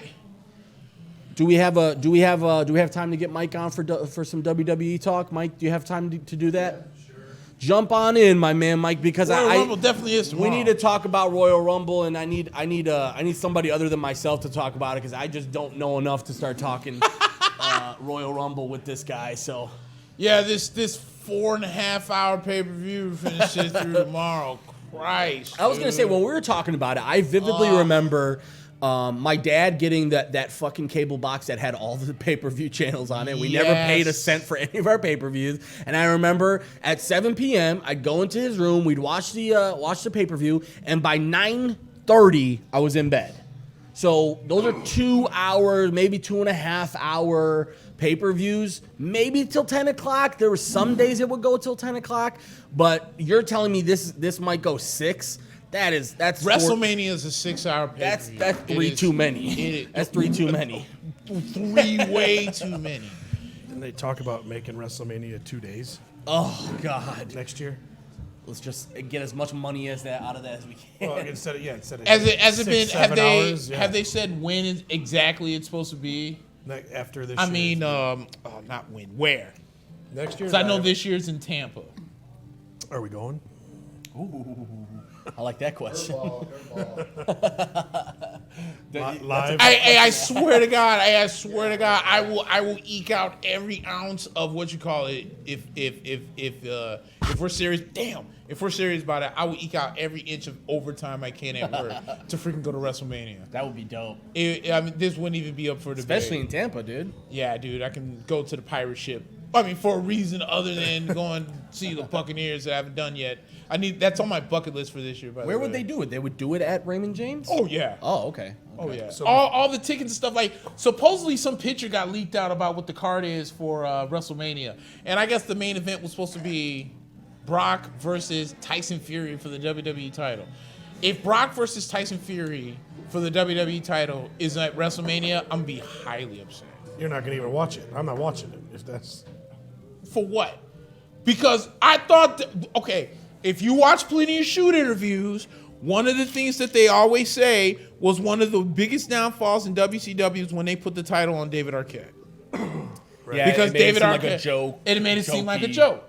So why is Tyson Fury potentially could become WWE champion? That's too much. I don't understand this. I really don't. And like somebody was telling me, I was talking to somebody earlier, I guess the Fiend, Bray Wyatt, is almost getting the same no-show treatment that what's-his-name's getting to? Brock Lesnar, borderline? Like, Bray hasn't wrestled, all he does is the promos, and then that's it? Then why put the title on? What was the point? Yeah. What is it? See, that's the thing. The NXT pay-per-view is happening right now, the UK takeover. And I'm pretty sure it's amazing, and I'll watch it when I get home. But I'm starting to understand or starting to feel, at what point does Triple H really start to put his foot down and be like, yo, Vince, you gotta let me take this over. Yeah. Because this stuff that you're doing now, see, look, Vince McMahon is still, and I was explaining this earlier, Vince McMahon is still stuck in the heydays when you had guys like Hogan and some of these other guys that weren't at all the house shows or weren't at all the shows because the champion didn't wrestle all the time. That day is over with all the exposure and everything that's on TV. Brock needs to be in there a lot. You need to have your you got to remember, everyone's like, oh man, I missed the Attitude Era. Guess what was happening in the Attitude Era? Triple H was out there every week. Yeah. Stone Cold was out there every week. Fighting for the Big title Show on was Raw, out there every week. You know? Yeah. The Rock was out there every week. I mean, even if you're not fighting for the title, you need to be out there at least every week. I mean, look at it like this. NXT is a great show. Adam Cole doesn't fight the NXT title every week, but at least he's out there trying to do something. Yeah. And the WWE is missing that. Yeah. And it's crazy. And now you're going to have me sit through a 4.5-hour pay-per-view tomorrow with Brock Lesnar deciding he's going to be the #1 entrant in the Royal Rumble? I swear on my life. I said it earlier. The only person I want to see win this Royal Rumble is Drew McIntyre. Drew McIntyre, in my opinion, is the guy. They're starting to push him a little bit better now. They're starting to have him feud with Randy Orton. The only way that I will be not upset if Drew McIntyre ends up not winning this Royal Rumble, because Money in the Bank is usually the pay-per-view right after WrestleMania. If Drew does not win either the Royal Rumble or Money in the Bank, I'm done. I'll be officially upset with the WWE. Hey, I'll watch that in HD. HD, yeah, sorry guys. With these new glasses, I can now, watch it. I think it's like 108. I think it's right. 108 or something. Oh, you just hit that. There you go. Look There at you go. Rachel, like she knows how to work Xfinity Teamwork, over there. baby. Thank you. Teamwork makes the dream work. There we go. That's what I'm talking about. We had to change and I think, it to, did LeBron James just eclipse Kobe Bryant? It looks like he did. Yep, that's The king, ladies and gentlemen, LeBron James. third most in NBA history. Wow. And that's an and one. And he's not done yet either. No. It's going to be hard for him to get to Kareem, though, right? 33,000 to 38,000. That's got to be another maybe 4,700 points. That's going to be tough, man. 4,700 That's at would least mean 3 years. 4,700 would mean he legitimately has a chance to play with his son in the league. That's what it really means to me, because that would be the only way he could do it. He'd have to stay for at least another 3 or 4 years, which he said is possible. But at the end of the day, he does spend $1 million plus on his fucking body every year. That's true. So I wouldn't be surprised. But yeah, that would be crazy if he got to Kareem. Thank you again. Appreciate it. So Nick, let me backtrack real quick. Yes. When I walked in, you were talking, I think, people saying Jeter didn't deserve all those votes. Is that what I walked into? Somebody missed one. He Why? was one away from unanimous. Like explain who didn't give him 100%. Yeah, Probably the same ass clown that voted him 6th when he should have won MVP the year that Justin Morneau won it. Like, come on, dude. Like, here's what bothers me. I love how everyone's like, oh, Derek Jeter's like the most overrated shortstop in the league. How, Sway? The man won like 5 gold gloves. He's a multi-time All-Star. Oh, yeah, by the way, he's kind of the component of winning, I don't know, 5 World Series championships? But at the end of it, he never once was in the news in a bad way. No. Ever. The only thing that put Derek Jeter in the news was the amount of chicks he banged and supposedly... And the gift basket he would give them. Yes! Yeah, but you know what? Yes! He's single. He can do it. You can Doesn't do it. matter. And at the end of the day, you've never, because as many gals as that guy has been with, you've never heard one issue with him as far as sexual harassment Paying or this him and this off and that. or anything. But yeah, no, the thing was, and there's a rumor that every single girl who would go to the Jeter house got the same treatment. She gets into the limo, and there's a gift basket with not only exotic fruits and dried apricots and anything like that, but just lotions and all sorts of, and you were taken care of. If you went to the Jeter residence, you were well taken care of. So, but yeah, the MLB is not releasing, they won't release the name of the writer that didn't vote for Yankees Derek Jeter. You know, That's because they know Probably that safe. that voter is about to get death threats like So nobody's business. So there's 376 total votes. yes. There's Yes. that many people have the opportunity to vote. Exactly. Yes. So it's not like someone gave him a 9 out of 10. It's one literally vote. one vote, yeah. And I think what it was No, is I think you get multiple votes, but you would have to get a vote from all 376. And someone's ballot did not have it on there. Which is crazy because it's like, listen, if Larry Walker, and I get Larry Walker, like the allure around him and that Colorado team in the area that he played was fine, but nobody was mad at him getting in. I think the real issue was that I think it was very clear that Jeter was, if there's anybody that's a candidate for a unanimous guy, he's the guy. And if he can't get it, that sets a bad standard. Rivera was unanimous last year, right? Right. Yes. Yeah, and he was a first, right? He was the first ever. Wow. So Mo, Do they not want to keep doing it and giving? Maybe that, yeah. I mean, Jeter let alone deserves two it. Yankees. Jeter deserves it as Right. much as Rivera. Exactly. That's I mean, my. If you think Rivera deserves it, you should also think Jeter deserves it too. No, Yeah, you're right. in the steroid era, you never heard one bad thing about that guy. Yeah, and nobody ever said one. Even when he was playing with Alex Rodriguez, playing with all these guys that were Jason in the, Giambi. Jason Giambi, all in the conversation, you never heard one single word about him being in that conversation. Yeah. So, yeah, that guy needs to get his vote taken away. Yeah, and the MLB may be saving face by not releasing him because, you know, what I think, especially about Hall of Fame votes, is it's such a select club. It's such a responsibility. You shouldn't be making a mistake like that. You should have enough wherewithal to know that Derek Jeter deserves your vote. Does that mean his vote went somewhere else, or is it a yay/nay vote? It just yes, means So he what it wasn't on his is, ballot. right? So what it is there's like 20 players on this ballot. You get to check off like up to like 5 people. Somebody didn't check Derek Jeter. 375 people said Derek Jeter deserved to be on here. Somebody chose.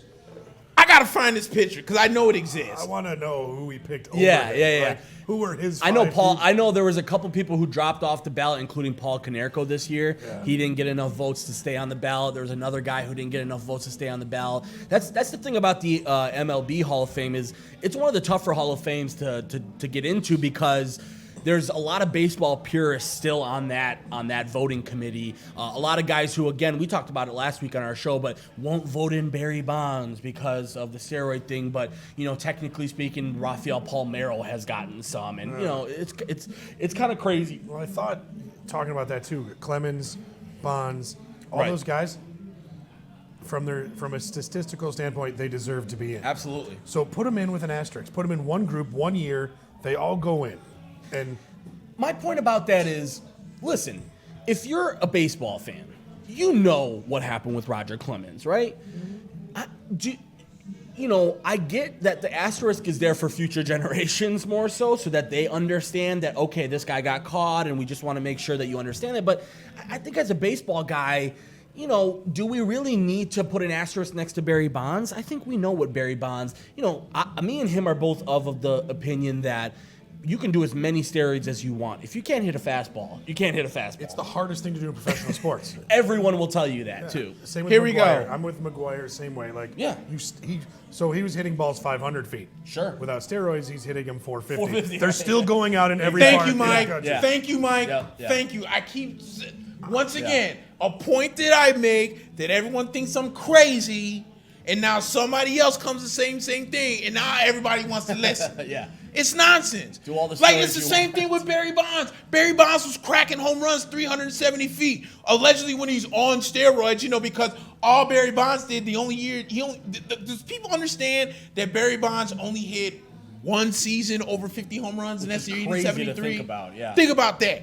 Yeah. For a guy that was what he hit, he's the 700, all-time leader in yeah. home runs, by the way. Yeah. By the way, the only year Barry Bonds only hit over 50 home runs was the year he hit 73. Yeah. Come on, man. It's 762 nonsense. home runs for the big. Here's man the ballot right here. Okay. This is what this guy's name is. Dave Williams. Is that the Dave Williams? I don't know. Let me check. Go ahead. But this dude voted for Josh Beckett, Barry Bonds. Josh Beckett. Let's start with That's that it. one. There's the problem That's right there. the problem right there. Is he Okay, from go Boston?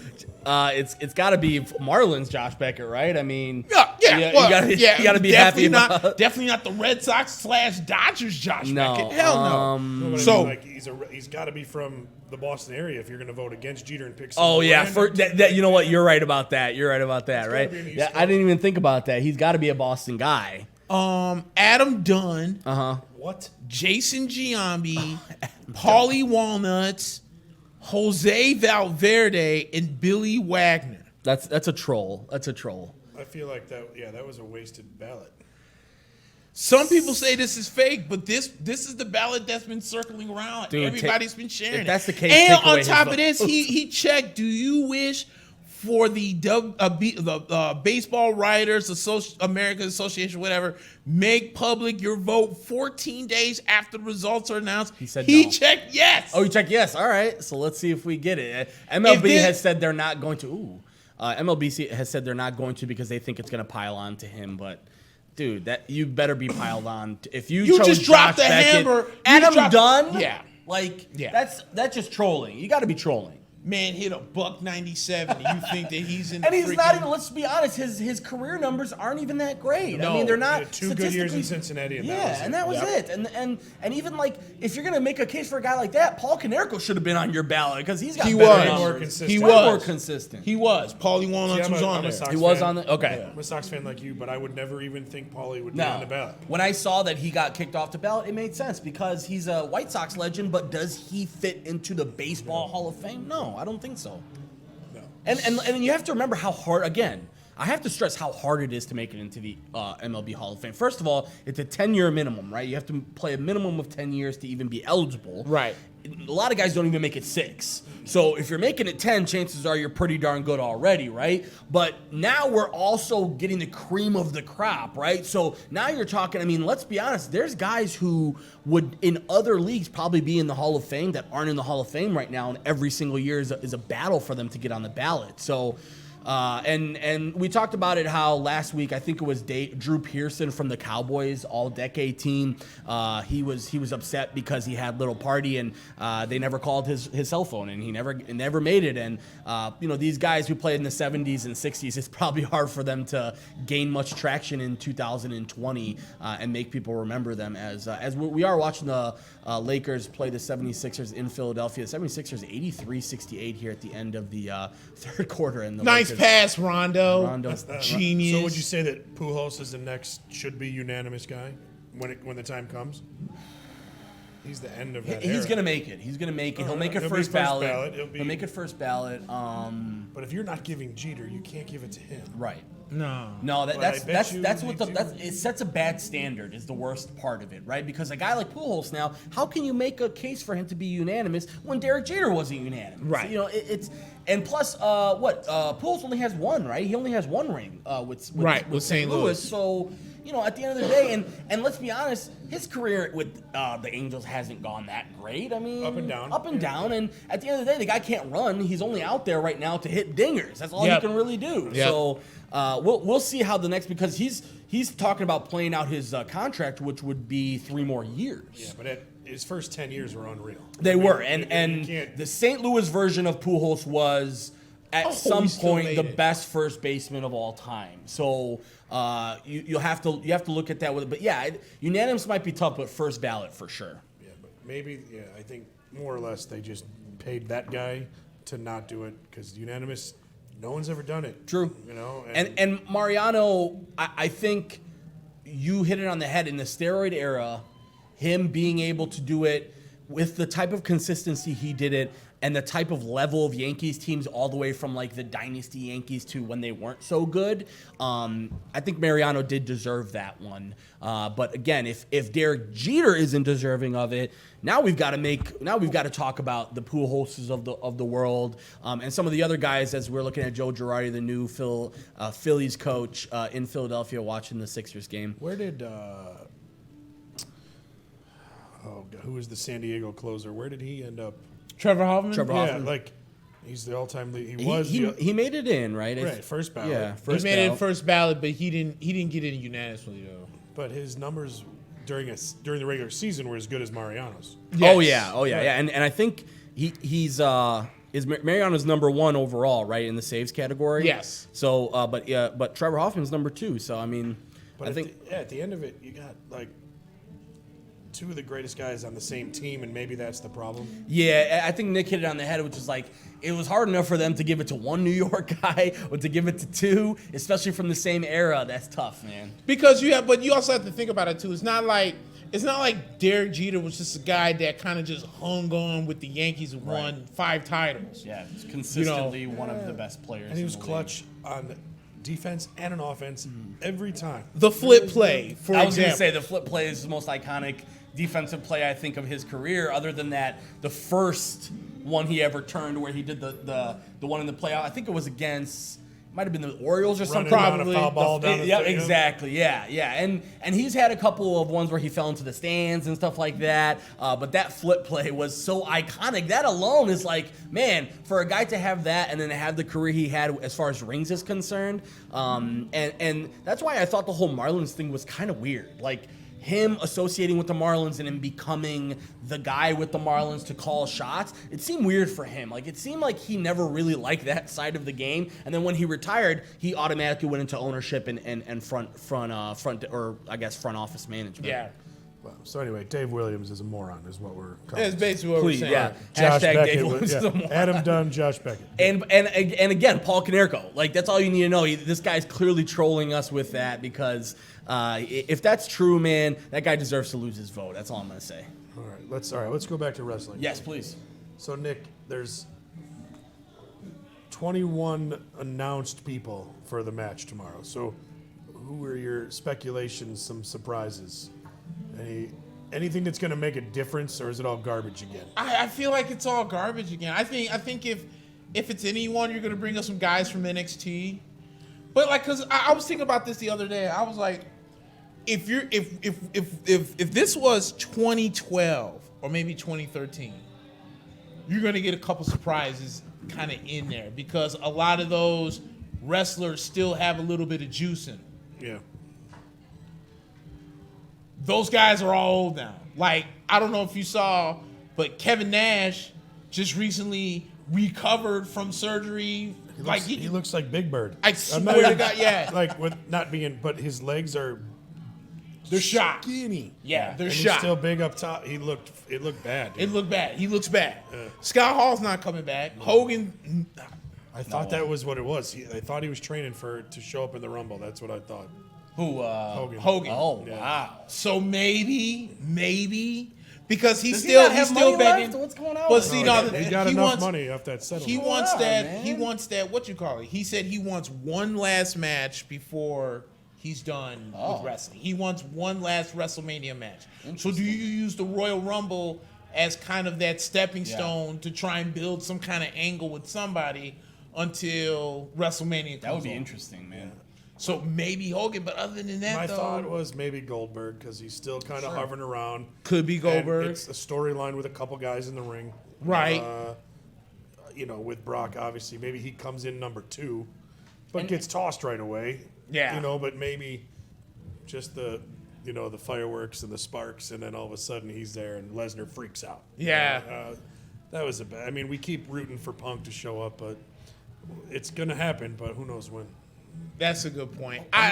No. And now that Lesnar's done with the UFC, there's really no excuses left for him to dilly-dally in the WWE, right? Because he said he's not going to go back to the UFC now. He's been around a little bit more lately. Like, the one thing I was going to say was I haven't watched in about 5 weeks, and I haven't missed anything. 5 weeks, there is no That's new crazy. storylines. That's No. crazy, dude. There's nothing was new. I was like, I could watch every 6 weeks and not miss a thing. That's crazy. Back in the day, if you missed 1 week, you felt behind. You're like, I don't even know how this character development happened because I missed 1 week. Why is that manager with that guy now? Like And, anything. but the problem is, it's too much promo, not enough wrestling. Yeah.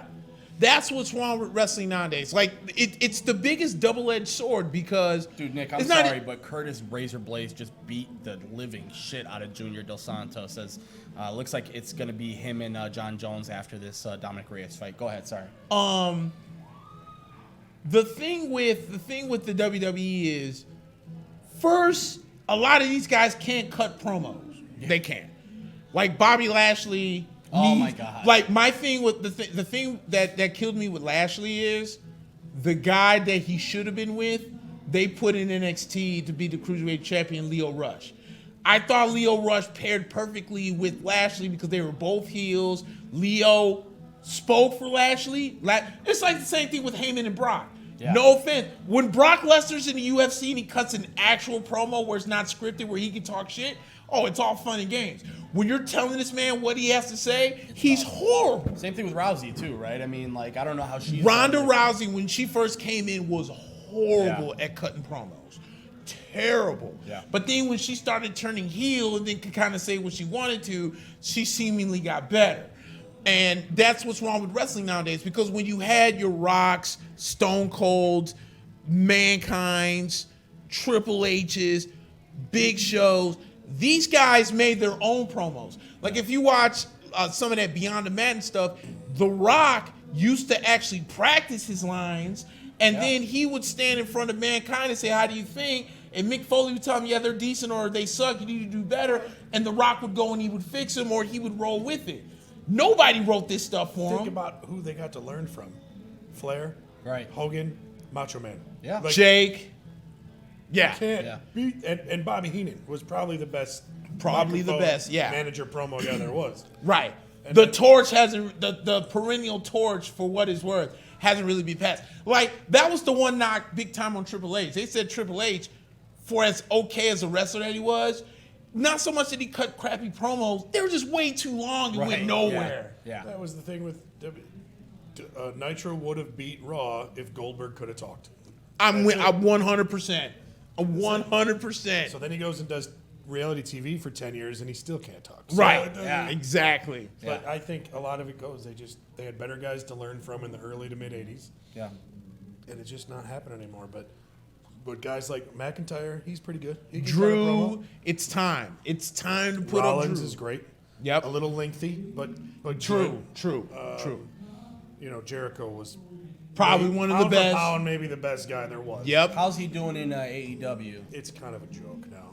I've already stopped watching. Oh, wow. It's hard to watch. Yeah. It's so hard to watch. As a matter of fact, I got a friend that lives in he lives in New York, and I guess they're going up there pretty soon. He was like, the cheapest ticket to go to the AEW show is $200. Wow. I was like, house way. Someone was trying to sell me 2 tickets for $50 for an AEW show At the Sears Center? at the Sears Center. Yeah. So like, what? $200? Yeah. Yeah. No, dude, AEW's crazy, but the thing is, it's so WCW-ish. You know what I'm saying? Like, okay, now they brought in Taz. Taz is gonna join As the a wrestler? booth. No, no. hell no. I was gonna say. As an announcer. Okay. But I think he's gonna take over Excalibur, because dude, Excalibur is garbage. Like, look at it like this. Jim Ross is old. Yeah. He's trying, but he's old. Tony Schiavone is not in the right role because he was a play-by-play guy for so many years. Now you're trying to get him to kind of be the quote-unquote Bobby Heenan of what was the trio when it was Schiavone, Heenan, and Tenay. Now you want him to be the Heenan. That's not his role. So unless you want Tony Schiavone to be comfortable, you're going to have to get rid of Jim Ross. Now you bring in Taz, because Taz is comfortable in that role, and Excalibur was garbage. He never brought nothing to the broadcast anyway. He was just a guy in a mask. Yeah, which made no sense. Which makes no sense. And Jim Ross is kind of like the Neil Funk of the wrestling world. His voice is iconic, but the actual substance of what he's saying is garbage now. And he's clearly too old, to do it. Because even with his podcast, I've listened to a couple of his podcasts because he's had a couple of pretty good guests. It's hard to listen to sometimes. He loses his train of thought very easily. Not as sharp. Obviously, he's not as sharp as he used to be. And remember, the fun part about Jim Ross was his dynamic with Jerry the King Lawler, right? It was like funny back and forth banter, and Jerry would, I love this guy, and Jim, I hate this guy. It was kind of this sort of back and forth, and now it seems like it's more about, again, trying to sell you on the people in the ring, and that's a tough thing for announcers. And that's what I think. That's another thing that's kind of killing Raw and SmackDown compared to NXT. Mauro Ranallo, he's amazing. I love is him. amazing. I love him. And that's why I'm so big on Gus Johnson. Yeah. I remember there was boxing matches of Mauro, Gus, and whoever they had, being the color guy. And it was amazing because Gus had that excitement mixed in with Mauro with his excitement. Yep. And it was so great. And the color and whoever was the analysis, he didn't really have to say too much because these two guys were over here carrying it. Yeah. And so when Mauro made the jump from NXT to Raw, it was actually a kind of like a match made in heaven. But then Mauro started going through his thing where he couldn't do the shows every week. He was going through anxiety and depression because he was on the road so much. He also see works his family a and this lot. and that. Like he does MMA. He was doing MMA, right? He was doing Strike Force when that was going. Yeah. And then he's doing Showtime Boxing. Yeah. Then he's got to do the 4 or 5 nights a week with the WWE. That's rough, man. That's It's a rough rough schedule. for a guy like that. He wasn't used to the, to the to the workload. And so, especially historically, he's always had those anxiety and sort of ups and downs in his career. Too. Right. So now that he's on NXT, where they wrestle 1 time a week, 2 on the pay-per-view, all he's got to do is come and show up for wherever they're at on Wednesday nights. Him, Beth Phoenix, who I think is just a hotter version of Dean Ambrose's wife. Because they both do color commentary the same goddamn way. Yeah. Whereas, like, they want to say something, like they say something, and then they stop, and I'm thinking they're going to continue the thought, and no, it's done. I was like, no, wait a minute, Beth, you weren't supposed to say something else with that. No, keep going with the thought. No, you wasn't done. So, I mean, that's got something to do with it, too, because Jerry the King Lawler, whatever dude they got with him on Monday night freaking suck. Horrible. It's horrible. Like, there's no excitement on the moves. Jerry the King is still trying to make these lame, not funny-ass jokes. And Jerry's trying to be a heel, kind of. Yeah. He's trying to be the Heenan, throw the wrench in there. Yeah. Right? But it doesn't. But Cole doesn't. It doesn't work with Cole. Like, No. It's just, And he's with Corey Graves. Corey. And they're on SmackDown now. And even Michael Cole's getting old. Corey could be a good Ventura type. Yes. If he had the right gorilla with him. You Yep. know, like, Yep. That's the best team of all time. I mean, Jesse and Gorilla I grew up with that. Man. You can't beat that. If Jesse wasn't the mayor, what was he? Was he was the mayor? governor He was of the Minnesota. governor of Minnesota, and if he wasn't cracking that 9/11 conspiracy, he'd be all over that. But unfortunately, we've got to put our big dogs on the important assignments. That's why we got I'm not Jesse gonna, the Body. Bro, I'm not going to even sit here and lie. I eat that stuff a lot. Me too. I love it. And he makes a lot of good points too. He makes a lot of great points. Like I could sit. Like I know I've listened to a lot of. There's the iconic LeBron Slam. He wanted that one for this game for sure. And I listen to a lot of those conspiracy theories when it comes to what's his name, sweet Mamacita, Jesse Ventura. I listened to him on the Joe Rogan podcast, and I think he makes a lot of sense. 2-3 hours, I think they would have let him because he's got a lot to say. Like Jesse Ventura's off the grid in Mexico still somewhere. Right? Probably. Yeah. He can say whatever he He's wants big about on cannabis. America. He's They're big not on gonna say cannabis nothing. now, and Yeah. All right. So tomorrow's a Rumble, female and male, but NXT they'll be mixed into those two. Right? I think they'll be mixed into those So two. then you've got two title matches or one. Oh, I'm glad you brought that up. I said this earlier. Glad I could help. When Asuka speaks and flows in that Japanese, it is so hot to me. I don't know. First off, I think Asuka's smoking hot as is. I think her paying homage to the Great Muta is even better. But when she cuts those promos in Japanese, I want to smash in the ring In the worst way. in the worst possible way. He keeps going through flat screen TVs, and we don't know why. God, it is so hot. She's just, oh, and I'm like, please keep You going don't with even the need to know what Japanese. she's saying. No, he thinks he's talking to her. Like they did, like what you call it? Becky Lynch wrestled her tag team partner, Kairi Sane, on Raw this past Monday, and one of the girls was talking to Asuka, talking about how like something about the match coming up on Sunday, and I swear to God, for like 30 seconds, she was just sitting there just flowing in Japanese. Like all these thoughts, like these sexual thoughts just kept going there. I swear to God, dude, Asuka is so smoking hot to me. And the Japanese is just the icing on the cake. Is she the female wrestler now, or is it still Becky Lynch? Who is their Okay, face? so here's the thing. Becky Lynch is still... She's the man, right? She's the man. She's the still man, Raw right? Women's Champion. Got it.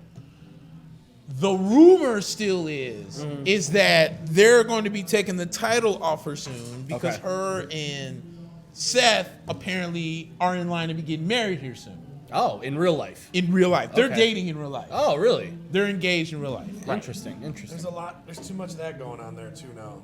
We never heard about it growing up. We don't Right. know. Who knows? But All you knew was Macho and Elizabeth. That's it. and we didn't know if that was real or not. Or Right. if it was just for the TV, right? Yeah. But then yeah. Triple H and Stephanie opened the door, man, and it's just That's true. Floodgates. And then you had the Undertaker and Sarah. Yeah. Then you had Was Edge and Lita real? or- Edge and Lita. Okay. As a matter of fact, it was Matt Hardy, Lita. That's then right. it went Edge and Lita. That's why That Matt was Hardy went real. nuts after that, right? Because of the whole So Lita I'm thing. glad we brought that up because I think we've been seeing. I think Edge is going to show up tomorrow. Oh, That's right. He's As a been- matter of fact, one of my Somebody- I buddies was keeps gonna thinking say. that Edge is going to win He's the been Rumble. talking about it, and when was the last time he even wrestled? It's been years. 12, I think. Yeah. 8 years ago, I think. 8 years ago when he had to retire. Man. Speaking of ring rust, I mean, come on, dude. Well, supposedly he's been training underground for. Oh, Alex Caruso. Let me see. I got LeBron James on this fantasy As- squad, though. as not only is it a fantasy thing, but man, the Lakers came storming back. They're only down by 8 right now, and they're playing defense. Oh, right but now. this dude has Tobias Harris who's lighting them up. Ah. So let's go. Let's all agree Edge should show up tomorrow. Okay, so Edge. That's what? That makes 22. There was someone else that was. What's his name? It's not a old face, but they said that Lars Sullivan is going to return Oh. to be in the match. You know who that is, dude. Yeah, no, I do. Yeah, Got the a guy few- from. He's our George the Animal Steel of this generation. I was gonna say They he's should make him like George. But you know the controversy. No, tell me about it. Oh, you saw that. Nick saw it. Tell me about the He controversy. did some. Supposedly did some type of gay porno. Oh, okay. And on Twitter they were lighting him up so bad that The he had internet to doesn't delete forget, his Lars. account. Because when he was in the WWE, now he's all bald and everything. Sure. And somebody was, I don't know how they figured it out, but somebody was like, wait a minute, I've Isn't seen this this guy him? before. I want to know the guy who figured it out. I want to know his story. Yeah, Yeah. right. Let's figure Like, out how how did you you know? knew Like, about wait a that. minute. Yeah. Like, hold on. How did you know that much about gay porn that you were able to put them He's a together? connoisseur. He's a connoisseur in the gay porn. game. Man, dude. And so he got, dude. So they were making fun of him so bad on his Twitter account that they had to let him go. But No way. So they let him. not they let him I go. was gonna say he deleted like, his account. Yeah, He okay, deleted that, not okay, they let that's him more go. appropriate. No, So, yeah, my he's- bad. I didn't mean to sit on He him. had the you get- potential of having a good gimmick and a good character Right. and a unstoppable. Yeah. Like when Rusev first came out, nobody could beat him. Like Yeah. he had that, but he also had that George the Animal Steel weird thing going on. Yeah, too. yeah. Like it could have been good, but now, if they don't do it right, coming back, it's No. could be another waste. Rusev's been a waste of a big body, Yep. Yeah. and it's not his fault. It's the way they're writing this stupid crap. I'm Now, telling you, dude. Something that I've been thinking about, and I guess because I don't watch enough wrestling, so I have to ask your guys' opinion. How do you guys think social media, the internet, has changed the allure of wrestlers? It's too 'Cause much. Remember, It it used sucks. to be, remember, it used to be you don't see the wrestlers unless they're on the TV, right? Or else you went to one of the events.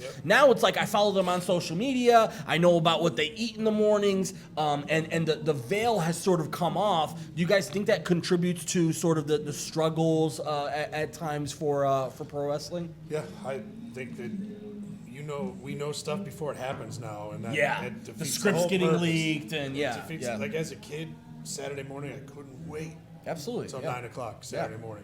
And even like Raw, like the allure of like, man, the pay-per-view just happened. I can't wait for Raw tomorrow because now we're gonna see if they're gonna do and it seems like most of that's going away again with some of the scripts being leaked, and sometimes it seems like there's always rumors about what's gonna happen in 2 or 3 months.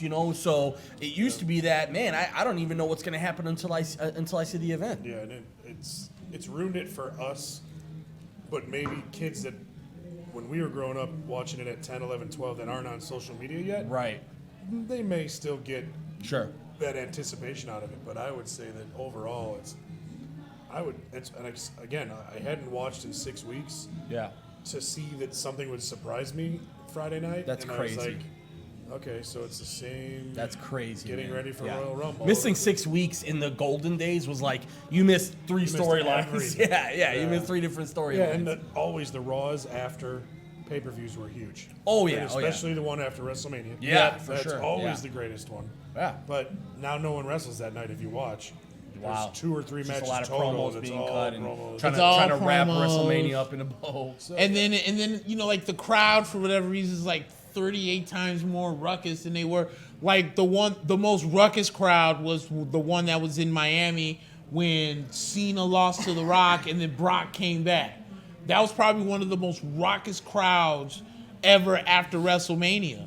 But I mean, like we said, dude, the problem is when you made Raw 3 hours, it was because SmackDown wasn't a separate show from Raw. Right. It was kind of like a Satellite bridge, show almost. almost. Yeah.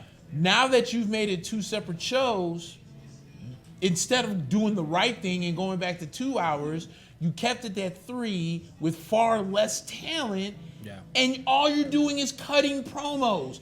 Like, okay, we got to hear Seth talk. Then we got to hear Samoa Joe talk. Then we got to hear Kevin Owens talk. Then we got to hear AOP talk. Then we got to hear the Street Profits talk. And it's like, God bless. Then you got to hear some of the ladies talk. Then Becky Lynch comes out, and she's starting to get real Triple H-ish now, where she comes out and she just drops this long, uninteresting promo. And then Asuka comes out with her sexy ass and speaks Japanese, which is all fine Saves the with day me. for you. Saves the entire 3 hours day. of Asuka is okay. That's all we need, baby. I'm telling you. So my thing is this. My thing is, it's got to get cut down to an hour. It has to cut down, not to an hour, but it has to cut down an hour. Right. It has to be back to the 8 to 10:05 plus, because you don't have that much talent to continue. Because you can't do this. You can't have a match and then you want to go to the King and whatever the guy's with him, and then you're talking for like 20 minutes to lead up to something. They're talking for like 5 minutes to lead up to another promo that's been cut for like 5 to 7. It's too It's much. stupid. Too much It's talking, way And too much. The problem is it'll never happen because the sponsorship money. Yeah. Like, Yeah. He's got millions coming in on paid advertising. It's never going to change. Even 2.5 hours would be good, Right. but it ain't going to happen. It's not gonna happen. Not with the money. And Yeah, it's just too much promo. it all changed a lot too when I think Vince said, when he pulled all the tag teams out and said, I can pay 2 guys a lot less than I can pay 4 guys, and all for the same amount of time.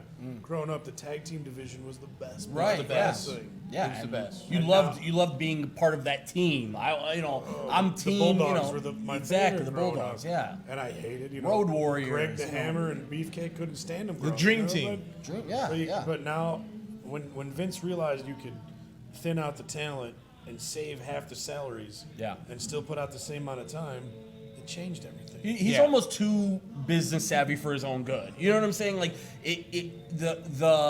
what I feel what has sort of changed with Vince was, remember how involved Vince was in the day-to-day operations? Like even going back to when he was the announcer and sort of you could he was like embedded into the wrestling world. And now it seems like every single year he's leaving slowly, but he still has his fingerprints on the actual player personnel. And you know, I saw something about how he basically like loves Triple H more than his own son. Like, you know, he values Triple H like this guy is gonna save, you know, everything for us. And you know, it's pretty crazy to think about that. You know, say what you want about Vince McMahon, he's kept this organization. But you know, there's a going. reason for that too, though. That's because in the business light, Triple H stuck with Vince through all the years. Right. Through You the know what I'm rough saying? years, yeah. Think about it. This man was terrorizing in WCW. Yeah. Then he came as Hunter Hearst Helmsley with was he the original one with Sable? No, I think that was I think it was Mero. But he came out with somebody. It might have been Terry Reynolds. I don't remember. But he came out. He was Hunter Hearst Helmsley. Yeah. And then he, you know, started dating. Then he became DX. Then he started dating Stephanie. Started dating China actually. and then he Stephanie, went to yeah. Stephanie. And then, you know, they put the belt on him. And he stayed loyal to them at the end of the day. And Whereas he came back into the second version of the DX and, you know, everything like that. So think about it. Triple H has really been in Vince's ear, kind of like what Hogan was in Vince's ear when Hogan was wrestling. And if you listen to a lot of the older shoot interviews, somehow Vince always comes up with an idea when he was in a meeting with Hulk Hogan. It always comes out like that. Yeah. Like if you ever heard of the story of the famous Rougeau brothers when Jacques knocked out the teeth of the Dynamite Kid. Both Jacques and Raymond both say that Vince was with Hogan.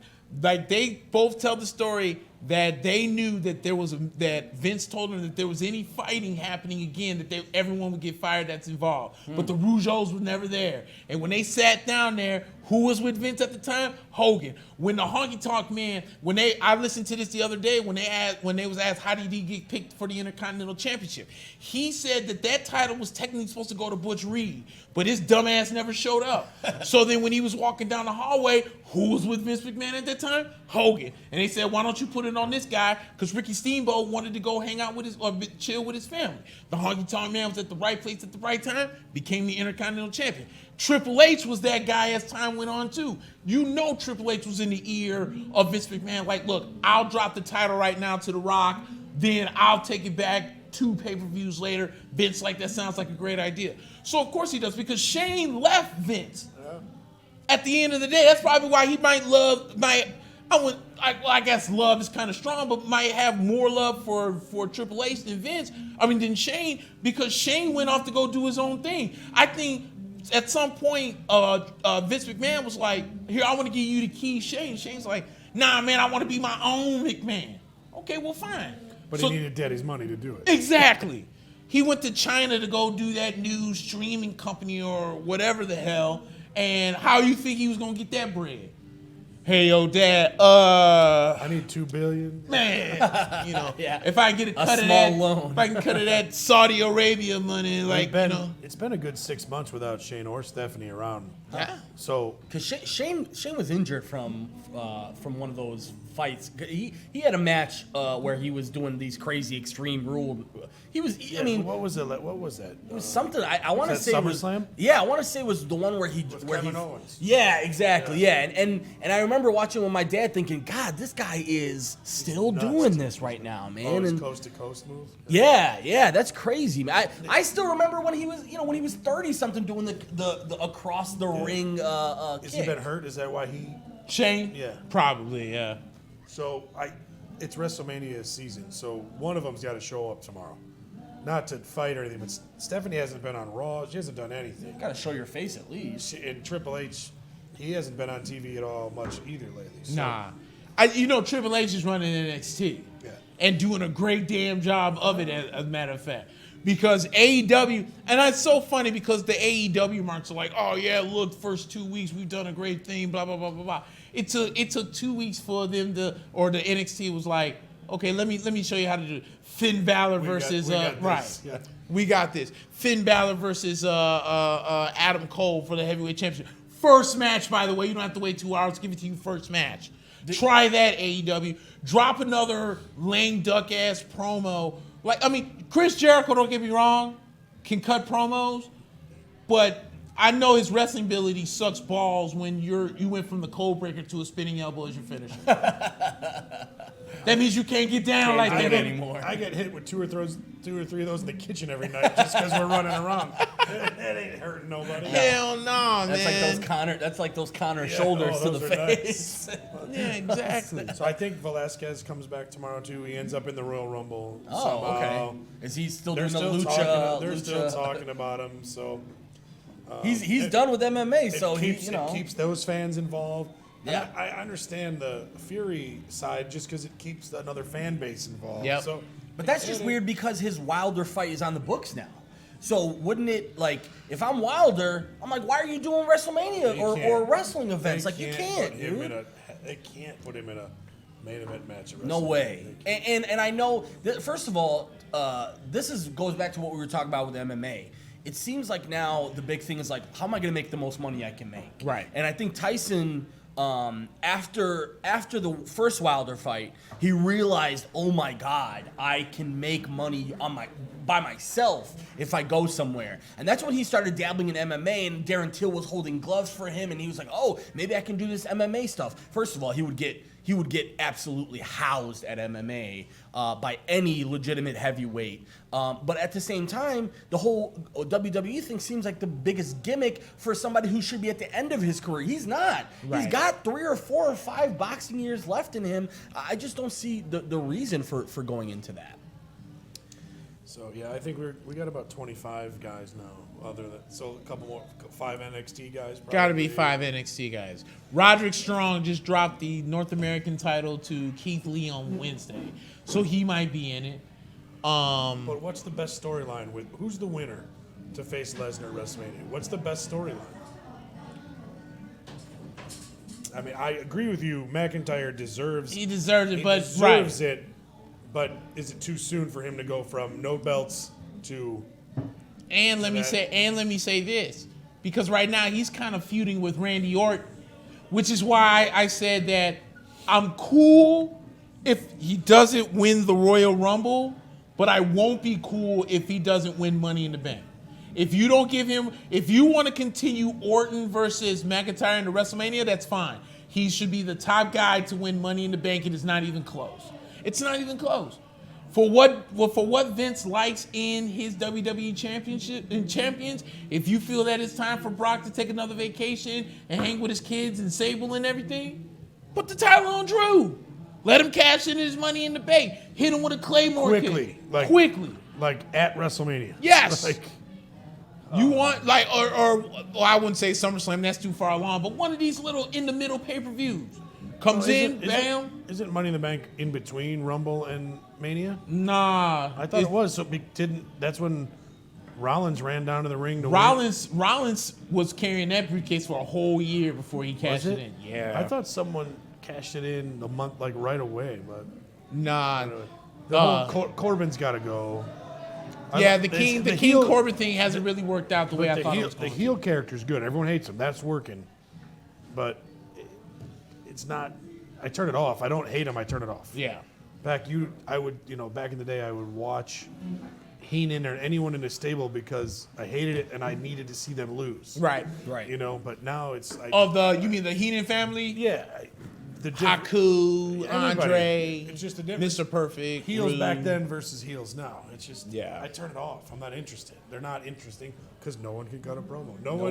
No one makes me mad like those guys did when I was a kid. You know. And my buddy was saying that he thinks there's like quote unquote too many stables in this dude's getting rocked in the face. Sergio Pettis, Anthony Pettis' little brother, is making his Bellator debut, and he just absolutely walloped this dude. And now he's cranking. Tap, bro. Tap. He's out. He's out. He's out. Oh, shit. His eyes are rolling back to the back of his head. Oh, my God. Get a doctor in there. That was quick. That was fucking quick. Sergio Pettis. So what he was gonna really just sit there and let this dude eat. The problem like was 10. both of his arms were pinned during the choke, and I don't think he even had a chance to tap. That was crazy. Shout out to Rufus Sport in Wisconsin. Sergio Pettis, Anthony Pettis' little brother, with a debut for debuts with Bellator, knocks the dude out basically. Look at this one. This is the one that I reacted to.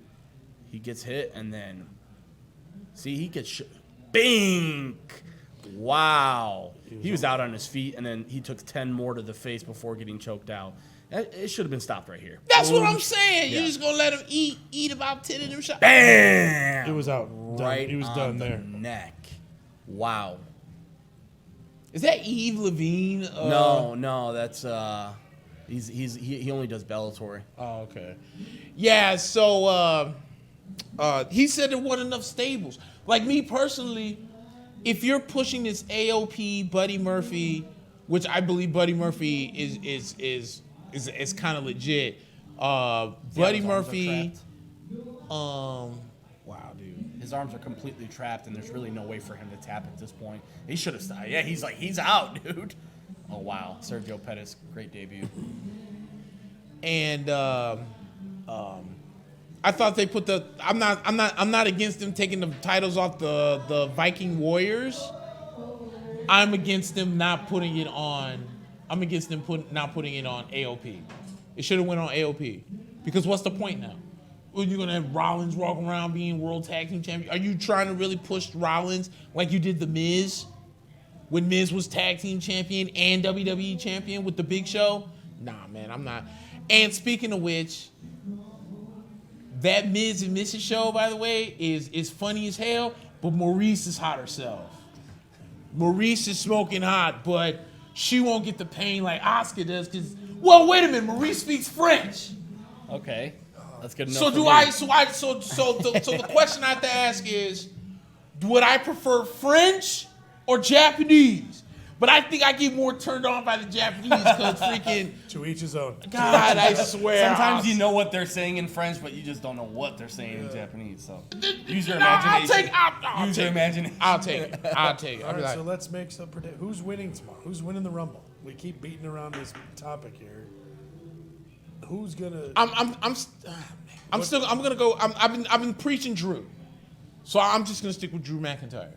That's who I'm gonna stick with. And just because I'm so out of the loop, the winner of the Royal Rumble gets a shot at the title. Either the WWE title They get to or main the event Universal WrestleMania title. for Main either event one. Okay. The main events are always, for the That's titles. the big, so, right.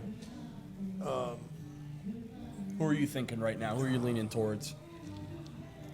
I think it's going to be a shocker. I really do. I think it's time I don't know who, but I think it's going to be someone we didn't expect it. Maybe Edge. Okay. Who, let's bring a little bit of the older fan base back. Why? Oh, Edge came back. Right. Something, but if it's Velasquez or if it's Fury, Wow, that would be. It's gonna be Fury, man. It's gonna be very WCW-ish. we all understood why they put the belt on. The Saudi? What's his name? A couple years ago, and then Oh, he he was part of 3MB. What's his? Jinder Mahal. Yeah. Jinder, right? Jinder. Where's he been for the last year? Like, That's a great point. So They got the Indian Could demographic already. that- Like we're They got it. Because the Singh Boys are still wrestling. The Singh Boys are So still wrestling. They got the all of Asia to start watching Right. because of that. right. So now what? Now you go Ireland with McIntyre. Work on or the African Fury. demographic, Yeah, maybe. like- Well, what's his name is back now? Sheamus is back. Maybe. I think it's gonna be something you don't expect.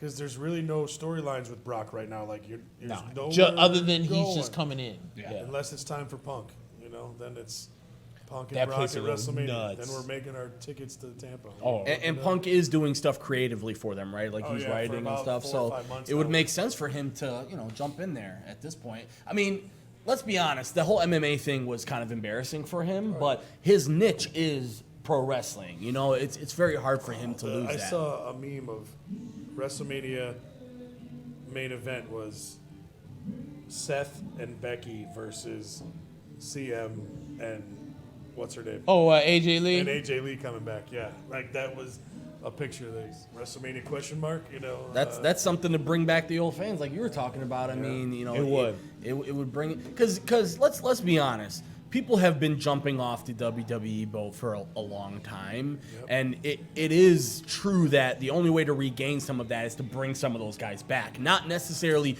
trying to reach out to a new crowd and brand new people and people who have never watched wrestling. No, you need to bring back the people who are loyal wrestling guys. I think the problem too is that Vince. Okay, you would have been excited to bring Bruce Pritchard in as a writer because, you know, he'd written some decent storylines back in the day. And he took over for Eric Bischoff, I think it was for SmackDown, because Paul Heyman is still writing technically for Raw. So then you get Bruce Pritchard to fill in for Eric Bischoff and for SmackDown. But nothing's changed. Right. Because, and for all the shoot interviews that you hear about Bruce, every time you come up with an idea, it has to go through Vince. It's not like Vince McMahon is just like, okay, well, you know, like some restaurants be like, if you think it's a good idea, just do it, and then we'll deal with the repercussions about it later. Yeah. You have to go through Vince McMahon, and I'm pretty sure 9 out of 10 times Vince's like, well, it sounds like a good idea, but let me put my spin on it, and then you get what we keep getting. Right. And you're like, damn, dude, what I did originally was a good idea. But you're scared to say something to Vince because he'll fire your ass in a heartbeat and not think twice about it. I mean, this is the same guy that's out here having the Prince of Saudi Arabia owe him billions of dollars. Has that thing been smoothed over yet, or are they still?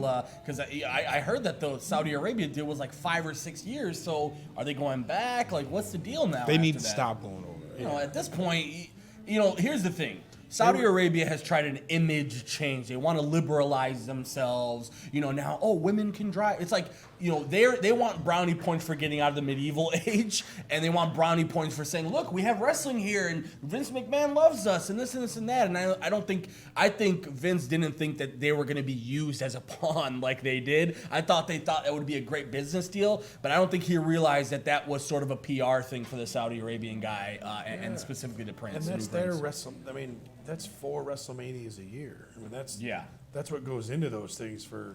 Oh yeah. For Vince and the travel crew. alone is tough on that, dude. But Yeah. That mean. Rachel, who do you got winning the Royal Rumble tomorrow? Who do you have winning the Royal Rumble tomorrow? He's playing. Wow. See? Say Hulk Hogan. You don't watch wrestling? No. Nick, you know that. She's too busy working and, you know, being a productive person. I work and be a productive person too, and I watch wrestling too. That's our choice. We we choose to live the loser lifestyle. She doesn't, you know? She's like, listen, I got things to watch, you know, Netflix series to watch, you know. Hey, cheerleading to go watch now. Yeah. That's over. Okay. Sorry, like I'm supposed to know the schedule. It's off season. It's the off season. I didn't know there was a set schedule for cheerleading. Oh yeah, well this show's almost over with anyway. I'm not even gonna say it now. Any hoodles. Hey, let's talk about the Super Bowl real quick. I know you guys probably did, but Yeah, so we didn't talk about it with me. didn't want to give too early predictions because he's still split. I'm thinking still split. I'm 49ers right now is what I'm leaning to. Defense wins championships, and I just can't trust Kansas City to come out with the right game plan, especially over the last couple of games. They've gone down early, especially 24-0 to the Texans, and then 17-3 against the Titans. So I don't expect Andy Reid to be the same Andy Reid, but it's also one of those things where it's like when you got a defense that good, and Robert Salah, the defensive coordinator. Next year, oh yeah, for sure, he'll be a head coach, and he's one of the best game planners in the league, and I think he's gonna have he's gonna give Patrick Mahomes fits in the background. I believe they will take the Tennessee versus Baltimore game plan. Run the ball, keep exactly. Lamar off the field at the Right. time. Keep Mahomes off the field. Yeah. And I have a sort of a controversial thought because I think Kansas City needs to run the ball to win this game. Not necessarily meaning like Because run no for one's 100. ready for it. And another part of it is like, dude, the reason why you got into a 24-0 hole against the Texans is because you wanted to sling it every single play. Like, you can't sling when there's 60 minutes left in your whole season. You've got to find a way to be as balanced as possible. That's really what it comes down to. But at the same time, in that one though, Kansas City was their own worst enemy because Mahomes was putting it on the money. They were dropping passes. Yeah, and dude, the protection Kansas City was bad dropped too. like 5 passes Yeah. in the first So 5 are drives that they- got them that down. Are they tired from 2 weeks of playing catch up, playing a lot harder than they got to play to catch up and then take the lead? And does that matter with a 2-week layoff? I don't know. I don't think Yeah, it does. I If the Super Bowl was tomorrow, Right. maybe. At the end But of the day, yeah, we're- but that extra week means a whole lot. Yeah, but here we're all Niners and Garoppolo here. Oh So yeah, I was we're- gonna say that and Jimmy G, the Sox fan. We got the the jersey hanging. We've been getting a lot of publicity about it, and the news stations have been at the high school and his grammar schools. Awesome, And the whole town has become 49ers fans for the week. Beautiful. For sure. So we're I'm gonna say 49ers like 28-24. Oh, okay, relatively high scoring That's game. what I'm gonna say. Awesome. Yeah, no, we're gonna get deeper into the Super Bowl next week. I think both of us sort of felt uncomfortable because we wanted to get the full week of prep time this week. So we'll give you more comprehensive stuff. But like I said, I'm leaning towards the 49ers too. And again, I'll be rooting for Jimmy G for sure. Rolling Meadows connection. Was it Western Illinois? Eastern. Eastern Illinois. He broke all of Romo's records. And then comes to the league and backs up the GOAT for a couple of years and gets traded to the 49ers. Has that? I mean, another big thing about him is the comeback. I mean, tearing the ACL last year, which again he was asked about it. He said that was a blessing in disguise because we got Nick Bosa out of that, and he's right. I mean, Nick Bosa has been an X factor for the team. So yeah, no, definitely shout out to Jimmy Garoppolo, and I'll be rooting for Garoppolo. I don't know about the 49ers, but but I'll be rooting for Garoppolo, and I got the 49ers early here. If they run the ball, and there's no way that he's going to score 4 touchdowns again, but No. run the ball, Yeah. keep Mahomes up. Hell no, they're not going to score Monster. 4 No. It's touchdowns the only way again. you're going to. The only way you're going to beat. Freaking former green. Bear. Hey, I would like to see Robbie kick a game-winning field. That'd be goal. nice. That would That'd be great. nice. Little jab into the Bears fans. Do you put the O word around Aaron Rodgers? Yeah, let's talk about that. Overrated? Oh yeah. At this Thank point, you, Mike. Yes. You don't have to ask Bears Not, fans. yeah, not. I mean, 50, I mean, but- 50% because I'm a Bear fan, but Kellerman the other day was saying that he's the best quarterback. Oh, hands my down. God. Oh my God. Like, Max. Brady's got the best resume, Right. and so is this. But all in all, pound for pound, he'd take Rodgers over anybody. I would take Favre before Rodgers still at these at this. Comparing. At those least guys. Favre is more consistent. Like, at least you know what you're getting every single game. It's You're gonna not get 3 it's not touchdowns even and 3 interceptions. Yeah. but it's not even that because if we're talking if we as people who talk sports, everything for whatever reason is always surrounded by playoff success and rings. Aaron Rodgers, Brad Johnson, and Trent Dilfer in Super Bowl resumes all are the same. Yeah. They're all went there once. Yeah. They all won them once. And if you want to be real about it, they all won them the same way once. Because Tampa Bay's defense was great, that Baltimore defense was great, and that Green Bay defense that year that had Clay and B.J. Raji while they were still healthy was really good. So if we're going to be real about it, all 3 of those are the same. Yep. Guess how many Super Bowls Trent, Brad Johnson, and Aaron Rodgers has been in since they won their respective one? If you took 1,000,000 times 0, you would get the answer.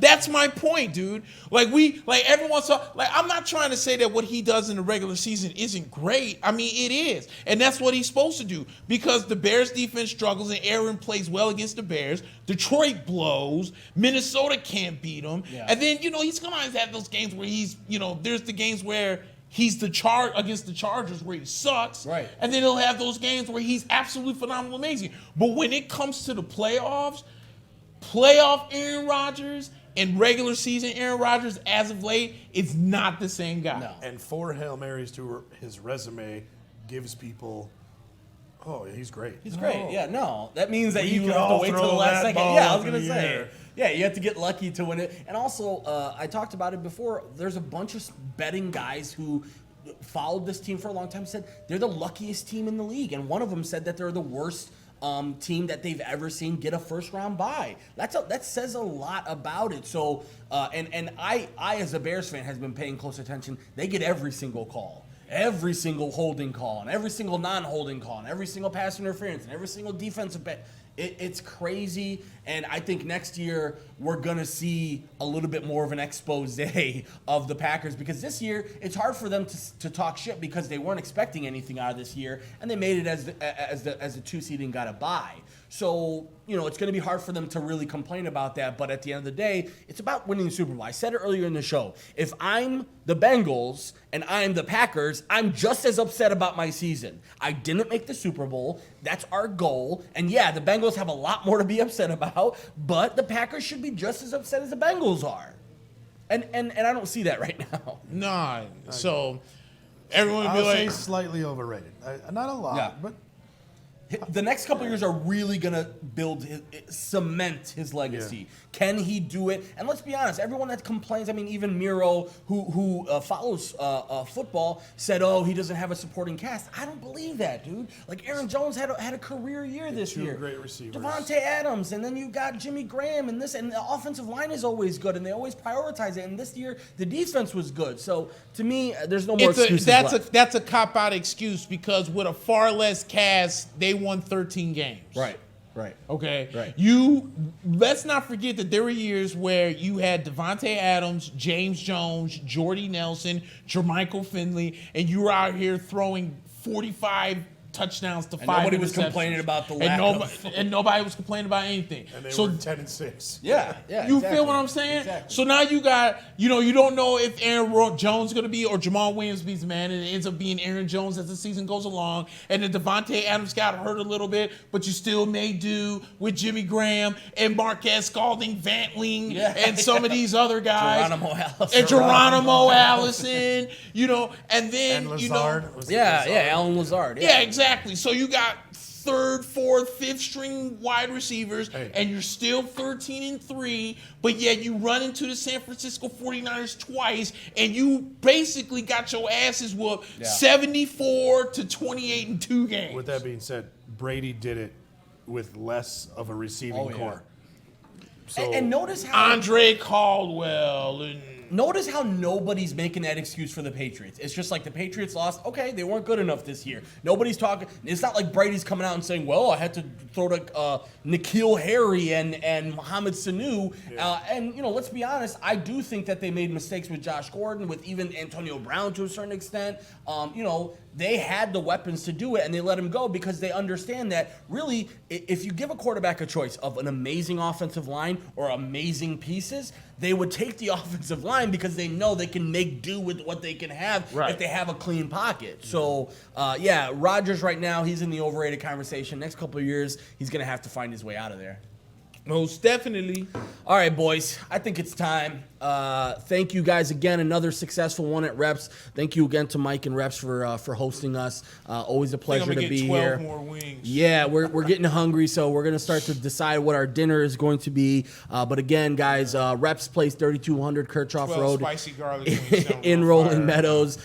If you can come out tonight, come out tonight. If not, come through here. Great food, great beer, great service.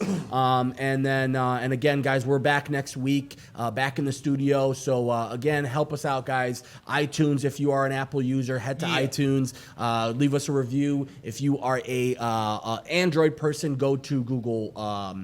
I think Spotify. Yeah, go to Spotify, Google Play, whatever. Go to mackandblack.com. Go to